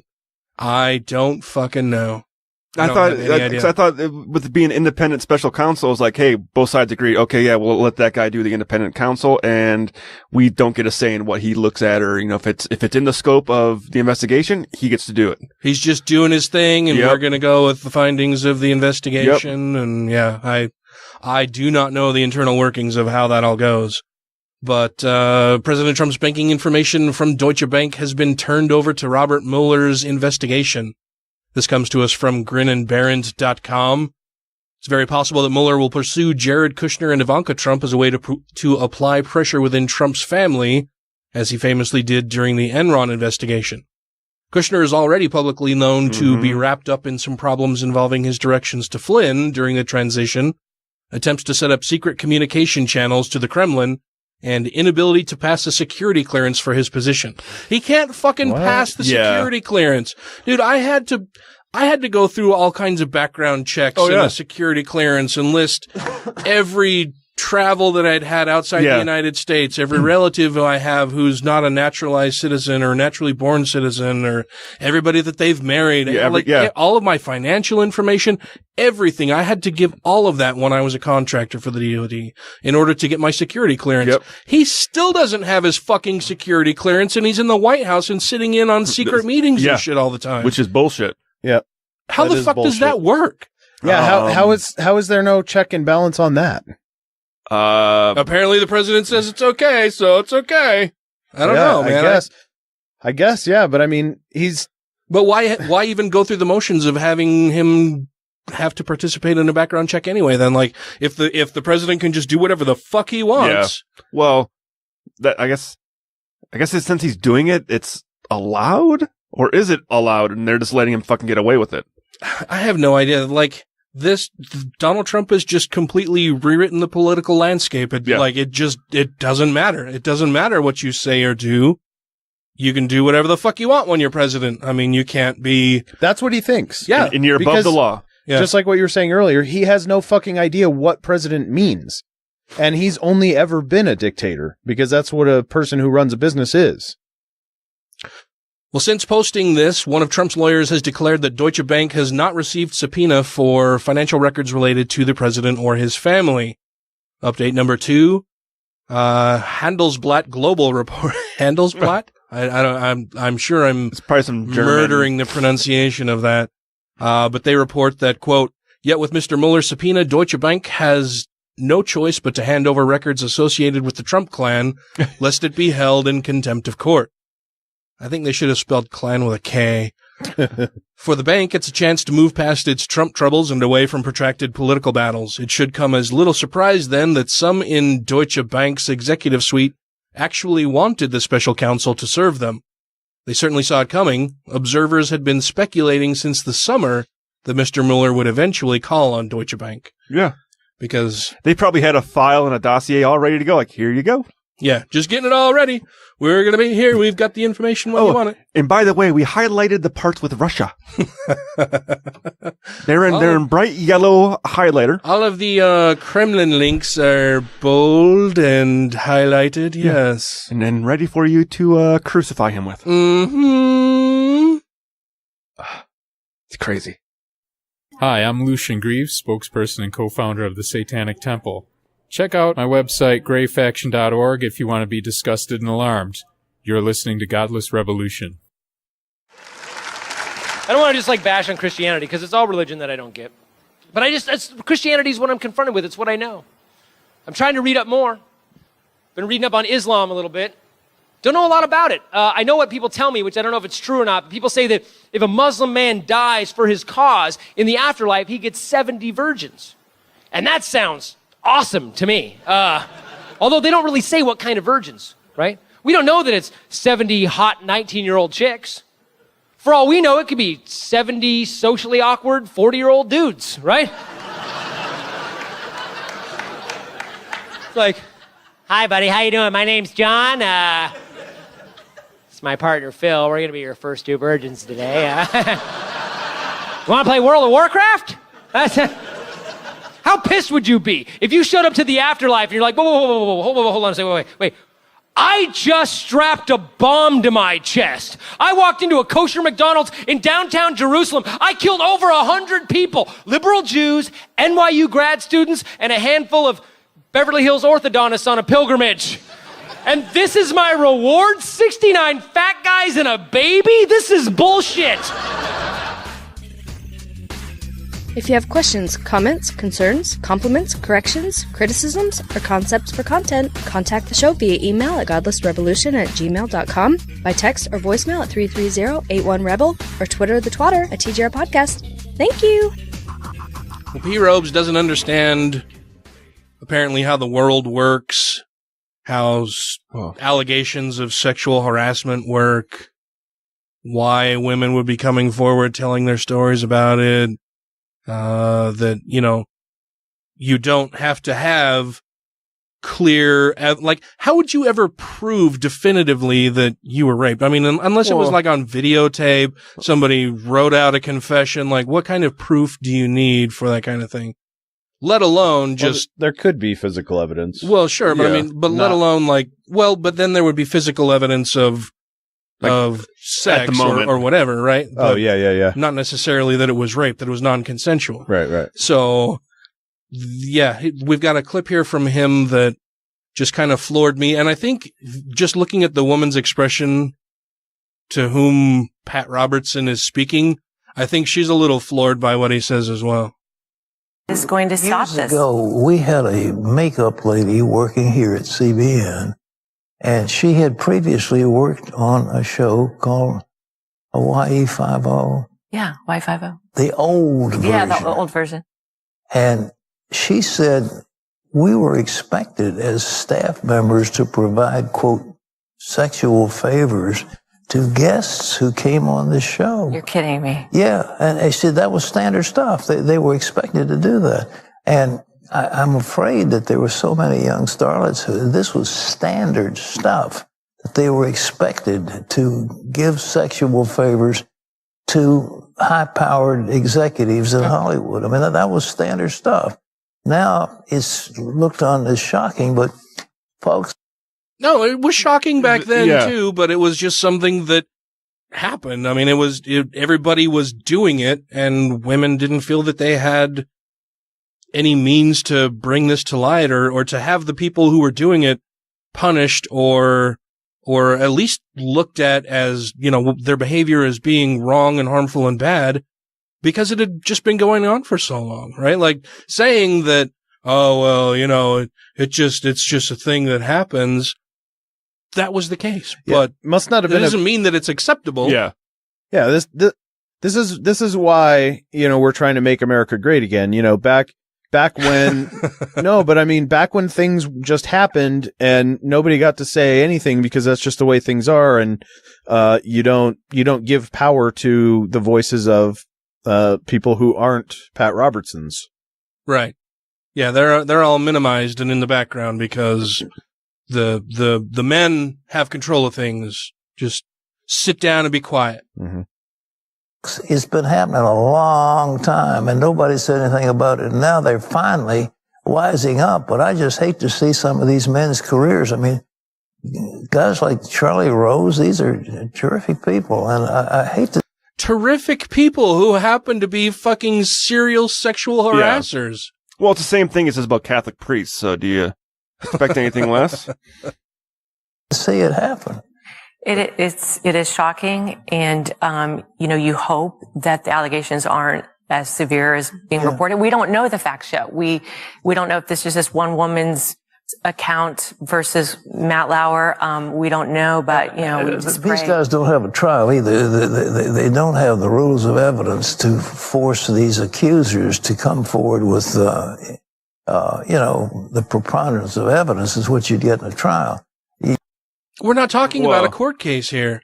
We're talking about women coming forward who in every single one of these fucking cases, you've got a serial sexual harasser and women coming forward and telling their stories, and they all have basically the same fucking story. And a lot of these women aren't even afforded a day in court because the time has elapsed. Yeah. Yeah, they didn't say anything at the time because it would have ruined their career, and then this person would have just kept doing whatever the fuck they were doing anyway. So it wouldn't have made a difference back then.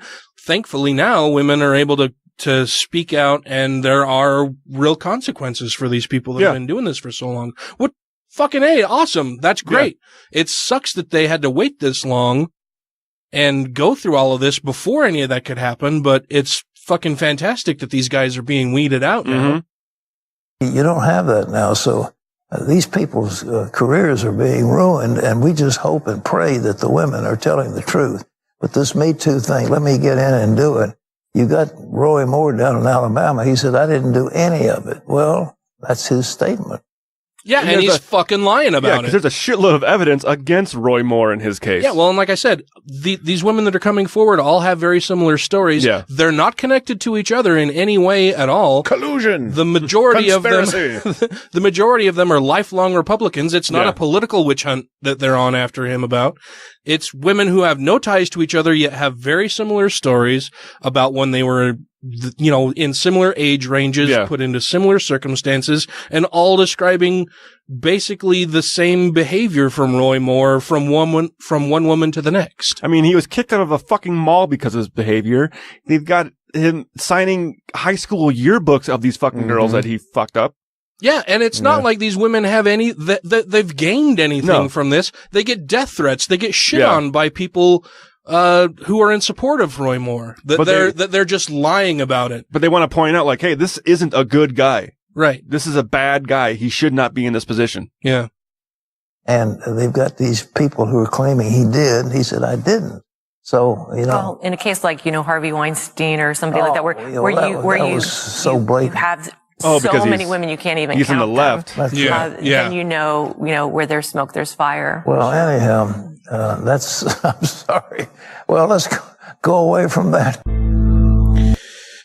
So with Harvey Weinstein, it's so blatant. Yes. But what we're talking about is the same kinds of evidence Against Roy Moore. That's against Roy Moore, except Roy Moore said he didn't do it. And there's no trial for Harvey Weinstein. Nope. No preponderance of evidence, whatever Robertson thinks that means. So it's nothing more than a political double standard. Yeah. It is a double standard. Yeah. Total double standard. They don't give a fuck as long as that person is playing for their team. Yeah, I mean, even it's amazing to watch that. Like, it's amazing to watch that happen. Like, you know, that they complained about Obama golfing too much. Yeah. Trump's tripling. Yeah. Trump is tripling that, and not a mention of it. Or- They complained about executive orders. Trump is doubling that. They don't mention that. Or They- Obama's trips to Hawaii and how much that was costing the government. Right, and no mention of Mar-a-Lago. Right? Yeah. They spent 30 years, 40 years hating Russia. Now they don't care that Russia undermined our democracy and through our election. They don't mind. They don't care. It's fake news. Yeah, they don't mind any of that. I mean, just the hypocrisy is I mean, it's beyond astounding at this point. I mean, it clearly is just, it's dogma is what it is. Mm-hmm. It's not politics. It's fucking dogma. Yeah. And it's, if our guy says it or does it, it's good. That means it's good. It's divine command theory in politics. If they say it or do it, it's good. If the left says it or does it, it's bad. It doesn't matter if it's the same thing. It just matters who's doing it or who's saying it. And with their new tax plan and still no budget, they cannot call themselves fiscally responsible. No, no. They haven't been since Reagan, before Reagan. Yeah, I was going to say not since Reagan, but before Reagan for sure. Reagan fucking blew the deficit way out of whack. He initially cut taxes, then had to raise taxes, 7 fucking times? He kicked it while off. he was in office? Yeah, he kicked off all this. But then the problem is that the Republicans that come behind him are inflating the deficit like he did, but they're not trying to go back and fix it by increasing taxes. They're just letting the deficit go. Yeah. And then a Democrat comes in and says, well, hey, let's pay our bills while we're going along here. And then everyone goes, I'm not going to fucking vote for someone who's going to raise my taxes. Well, okay, then all we're going to do is just keep putting this off and inflating that deficit. Well, yeah, because the Republicans, what they're doing is starving the beast. So they cut taxes so that we don't have the funds to pay for these welfare programs. Mm-hmm. And then they go, oh, well, we just don't have the money to pay for it. You know, they're just sucking America dry. Well, they're not. It's just that you just keep cutting taxes to the point where we can't have an effective government who provides a social safety net for those who need it here. Yeah. And that fucking sucks for people at the lower end of the economic scale. I've said it before that I would gladly pay more in taxes if it meant that somebody with less money would be able to have health insurance, that they would be able to have, you know, some kind of income if they lost their job, that they would be able to have food assistance when their job working at fucking Walmart doesn't pay them enough to pay for their bills. Yeah, where they I would gladly pay more in taxes for that. Yeah, it's kind of fucked up when you can't even afford the fucking food that you're stocking on a shelf. Yeah. The employees at Walmart overwhelmingly have take more out of the social safety net than any than a lot of other places for sure. They're the biggest users of welfare. Yeah. Walmart. Well, on that depressing note, are we done? Yeah, I think that'll wrap it up for this evening. I'd say Walmart's second behind churches. Yeah, that's true. But I certainly don't want my money going to churches either. So No. I would much rather that there be some competent, experienced, compassionate people in office who are going to take my money from me and spend it effectively to help others who are less fortunate. Oh, less fortunate. Oh. Well, right now you got two avenues, military or 1%. Where do you want your money to go? Yeah. Yeah, 'cause it goes to the more fortunate all the time.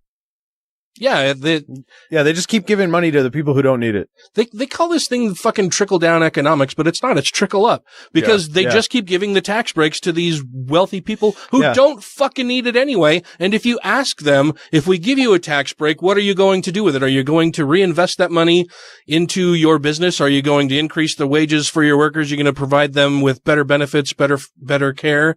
No, I'm going to buy back some stocks. I'm going to I'm going to dump it in my offshore account. Yeah. And not pay taxes on it. Right. And have it sit there, and hopefully we can get rid of the estate tax so I can pass it to my kids without paying any taxes on it then.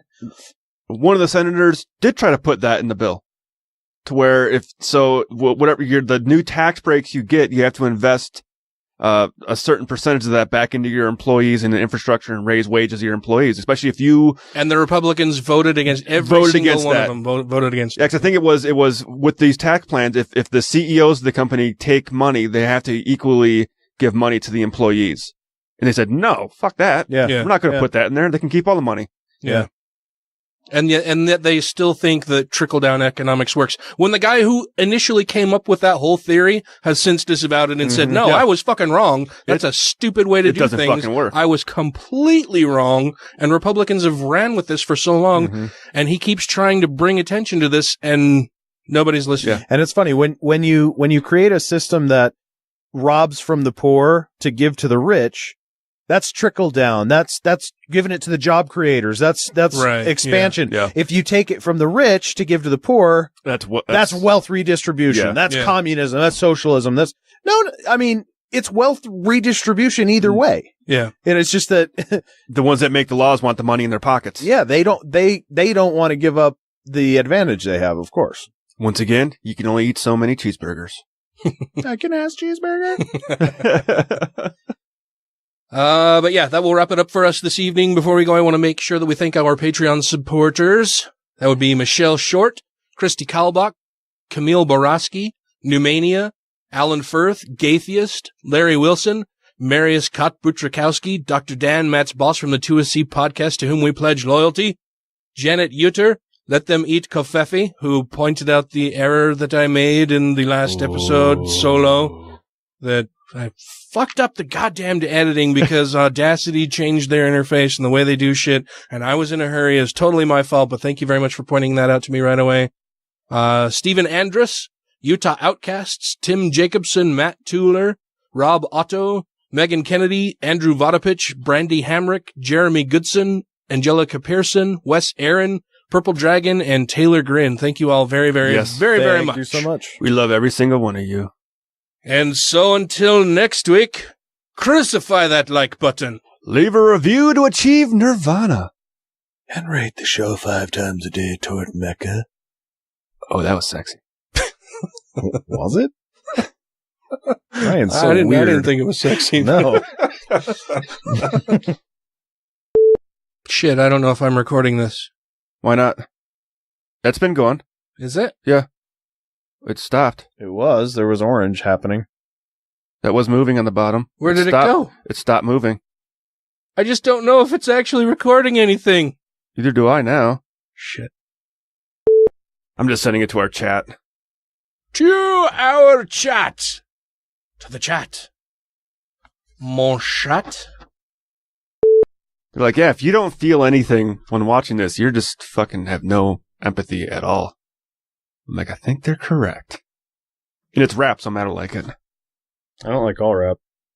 I thought this, if I liked it, I bet you probably, a decent chance you might like it. I don't trust your taste in hip hop, to be honest. Well, I don't trust your taste in hats.